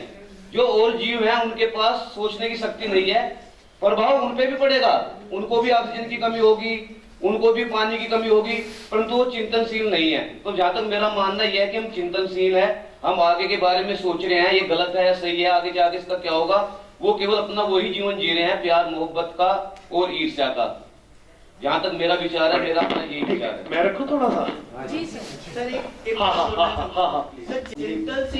सर, जो है वो पशु पक्षी भी है। हम देखते हैं कि साइबेरियन क्रेन कैसे दूर दूर तक अपने मौसम के हिसाब से कई किलोमीटर दूर चलते हैं। बस हम ये कह सकते हैं कि उनमें वो कैपेबिलिटी नहीं है जो हम कर सकते हैं। हमको अगर नदी बनानी है, पानी सूख रहा है, तो वो बेचारे वो नहीं बना सकते, क्योंकि उनकी कुछ सीमाएं हैं। चिंतनशील वो भी हैं। हमारी सीमाएं होते हुए भी अगर हम नहीं कर पा रहे, तो शायद फिर हम दोषी हो जाते हैं। सर, एक चीज मैं और ऐड ऑन माइक ले लो, माइक। जब भी हमने पक्षियों को उड़ते हुए देखा है, तो एक निश्चित तालमेल के साथ उड़ते हैं। मतलब क्या उन्हें किसी ने सिखाया कैसे, कहीं भी जाते हैं, अगर मूवमेंट भी होगी, मूव भी करेंगे, तो वो उसी रिद्म में होगा, तालमेल के साथ होगा। तो कई बार ऐसा लगता है, तो हमें तो सिखाना पड़ता है, सिखाने के बाद भी हम उतना अच्छा नहीं कर पाते, तो उस मामले में तो वो हमसे श्रेष्ठ लगता है ना। तो एक कंफ्यूजन वाली बात जो है वो आ जाती है। सर, इसमें भी एक बात होती है कि अगर मानव जागृतीय क्रम में होता है, तो वो फिर पशुओं से अलग होता है, और ये भी हो सकता है कि वो जागृति क्रम में नहीं है, तो पशुओं से नीचे भी जा सकता है। तो देखिए, नेशनल ज्योग्राफी चैनल आता है, बीच बीच में मैं कभी कभी उसको, आप लोगों में से कोई किस किस का थोड़ा सा रुचि है नेशनल ज्योग्राफी? ठीक है। मैं उसमें जो देखा उसको आपके साथ में शेयर करता हूं थोड़ा सा। तो अफ्रीका में कई नदियां हैं जिससे ना ज़ेब्रा क्रॉस करते हैं। विल्डरबीस्ट एंड ज़ेब्रा ऐसे करके दो पशु की कैटेगरीज हैं जो कि काफी उसके ऊपर जो है एपिसोड्स नेशनल ज्योग्राफिक पे बने हुए। तो जैसे एक तरफ घास रहती है और फिर इनको ज़ेब्रा को या विल्डरबीस्ट को लगता है कि इधर की घास जो है अभी पर्याप्त नहीं है और नदी के दूसरी तरफ, तो इनका पूरा माइग्रेशन जो है ना, जैसे आपने साइबेरियन क्रेन्स की बात कही, तो ऐसे करके इनका भी एक माइग्रेशन ना पूरा साल जो है एक कई बार आना जाना होता है और कई बार एक सर्कुलर पाथ के रूप में रहता है। और ये काफी बड़ी संख्या में पार करते हैं। जैसे at a time 1 lakh zebra जो है ना वो उनका झुंड जो है वो नदी को, और नदी में रहता है मगरमच्छ का भी एक ग्रुप जो है वो भी नदी में है। तो जब 1 लाख ज़ेब्रा जो है वो क्रॉस कर रहे हैं तो उनमें से अप्रोक्सीमेटली 5% उनको मगरमच्छ मार देते हैं।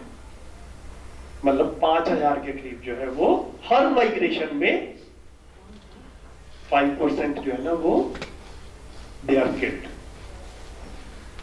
ऐसा कब से चल रहा है? लाखों सालों से।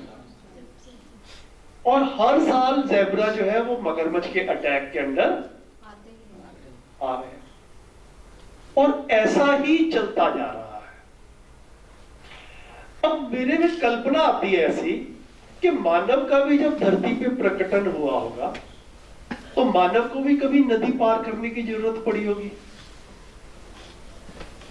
और उन शुरू के दिनों में मानव ने भी जब नदी पार करने की कोशिश की होगी तो उसका भी मगरमच्छ से आमना सामना, और जो हुआ होगा वो मानव को पसंद नहीं आया होगा। भैया ये तो ठीक नहीं है, नदी पार कर रहा हूं और मगरमच्छ जो है मतलब अपने ही ग्रुप में से, अपने ही कबीले में से किसी को मगरमच्छ ने पकड़ लिया, खा लिया, देखने वालों ये तो ठीक। Over a period of time मानव ने क्या किया? नाव बना ली, पुल बना लिए, अभी तो हवाई जहाज ही बना लिया। किसी पशु पक्षी ने ऐसा किया? किसी भी पशु पक्षी ने वो जैसे हजारों साल पहले से, लाखों साल पहले से उनके साथ में जो हो रहा है अभी भी इसको जो है ना कह रहे हैं मानव की कल्पनाशीलता।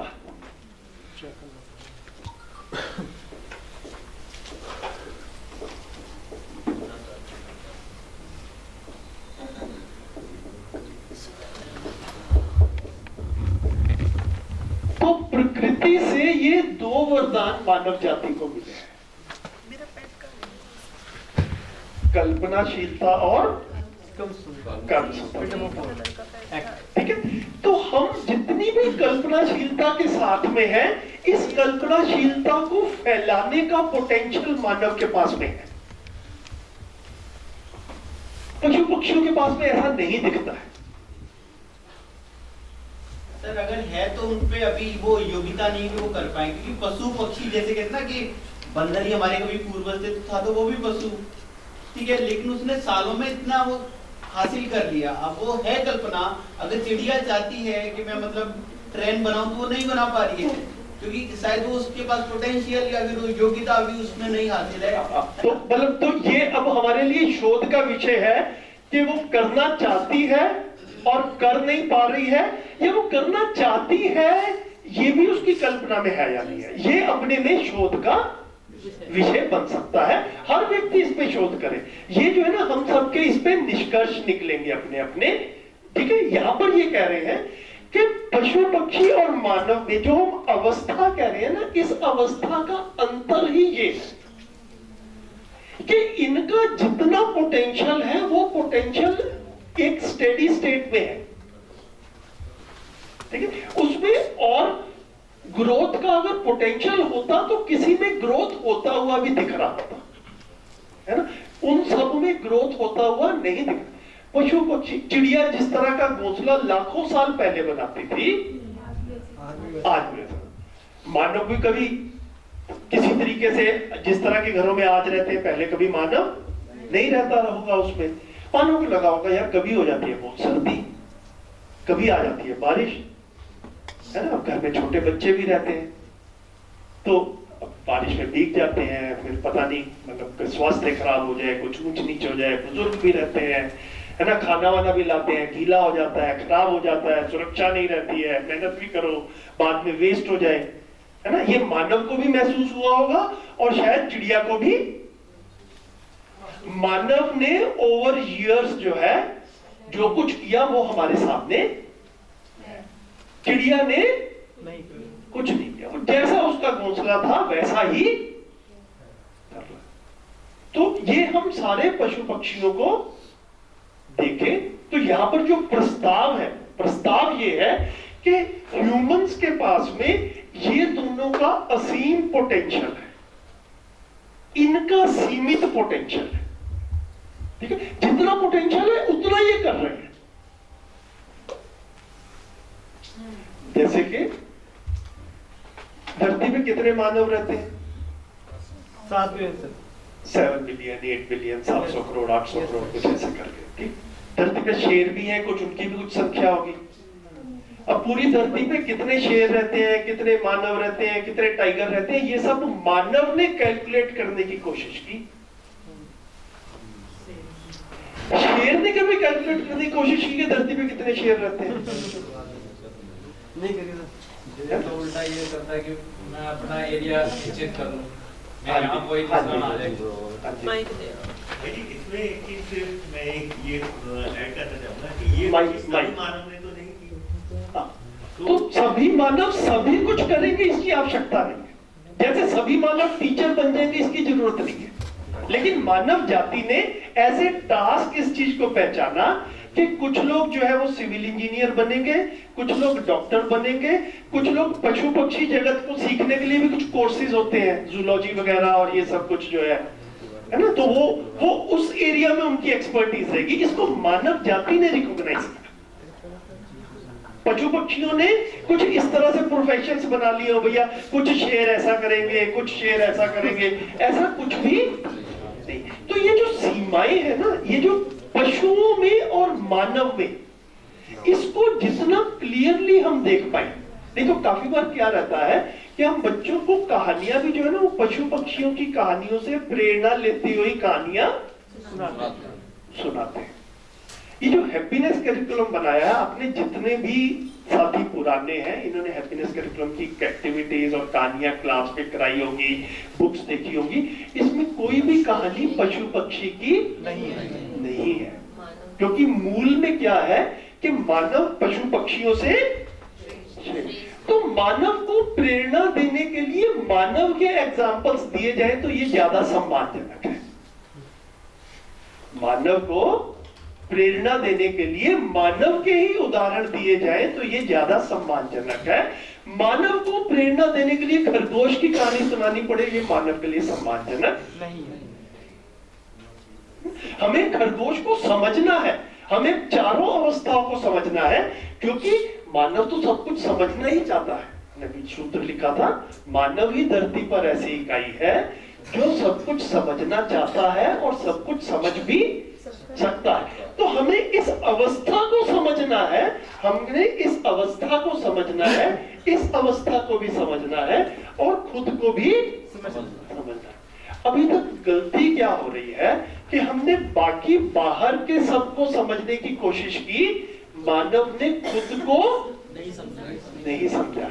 ये सबसे बड़ी चूक हुई है अभी तक। जो हम अभी एक बुनियादी प्रपोजल रख रहे हैं कि मानव का अपना भी एक व्यवस्था का स्वरूप था, वो भी समझ में नहीं आया। प्रकृति में व्यवस्था का स्वरूप समझ में नहीं आया, अलग बात है। परिवार में व्यवस्था का स्वरूप समझ में नहीं आया, ये अलग बात है। मानव का इंडिविजुअल लेवल के ऊपर भी एक व्यवस्था का स्वरूप है, मानव को वो भी समझ में नहीं आया। तो हमारा शिविर का ब्रेकअप क्या रहेगा, हम इस पे ऑलमोस्ट 3 दिन लगाएंगे।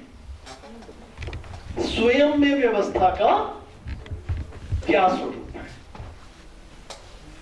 ठीक है, और फिर बचा हुआ टाइम जो है वो इन तीनों के ऊपर, इसके ऊपर हम मिनिमम टाइम लगाएंगे। मोस्टली परिचय शिविर में समाज के बारे में ऐसे जनरल बात हो जाती है, डिटेल में हम लोग नहीं जा पाते। परिवार में हम डिटेल में बात करेंगे क्योंकि ये काफी टची मुद्दा है। इसके ऊपर जो है मतलब इसके ऊपर हमारा 1 दिन 1.5 दिन जो है जाएगा, इसके ऊपर हमारा 1 दिन के करीब जाएगा, और ये जो है स्वयं में व्यवस्था का क्या स्वरूप है, इसके ऊपर हमारा हम आज से ही शुरू करेंगे अगले 1 घंटे में, और अप्रोक्सीमेटली 3 दिन जो है स्वयं में व्यवस्था का स्वरूप जो है वो। तो अभी यहाँ पर क्या रहे हैं कि मानव सबसे विकसित है, और हम जिस तरह के उदाहरण ले रहे हैं, जैसे पोलर बियर अगर हम देखें, पोलर बियर का क्या रहता है, वो 6 महीने जो है वो हाइबरनेशन में चला जाता है। मैं कई बार कल्पना करता हूं कि भाई पोलर रीजन्स में आदमी भी रहता है ना, आदमी को ये स्वीकार नहीं है कि भैया मैं 6 महीने के लिए जो है ना मतलब बस ऐसे ही कहीं पे मेरे को बंद कर दो और खाना पीना खिलाते रहो बस। तो मानव ने अपना पूरा का पूरा अरेंजमेंट किया कि नॉर्मल लाइफ जो है वो चलती रहे, हमेशा चलती रहे।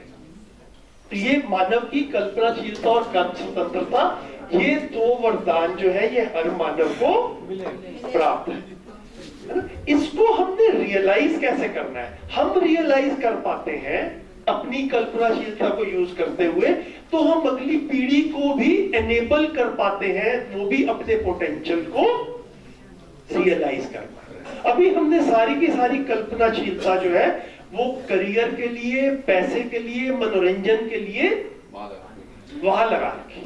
अगर मोटा मोटा सा देखें, मानव का कल्पनाशीलता अभी मैक्सिमम किधर लगा हुआ है, भौतिक बात में, पैसे के लिए, सुविधा के लिए, मनोरंजन, इस पे सारी कल्पनाशीलता लगी हुई है। इसी कल्पनाशीलता को हम व्यवस्था को समझने में और व्यवस्था के अनुसार जीने में भी लगा सकते हैं। ये हमें इस चीज की झलक मिलती है और लगता है कि हाँ ये बढ़िया काम है ना? तो फिर आदमी इसमें अपने आप को लगाता है। जब हम रियलाइज कर पाएंगे तभी हम अगली पीढ़ी को भी एनेबल कर पाएंगे। तो चाय की घंटी बज गई है 10:30 बजे, आधे घंटे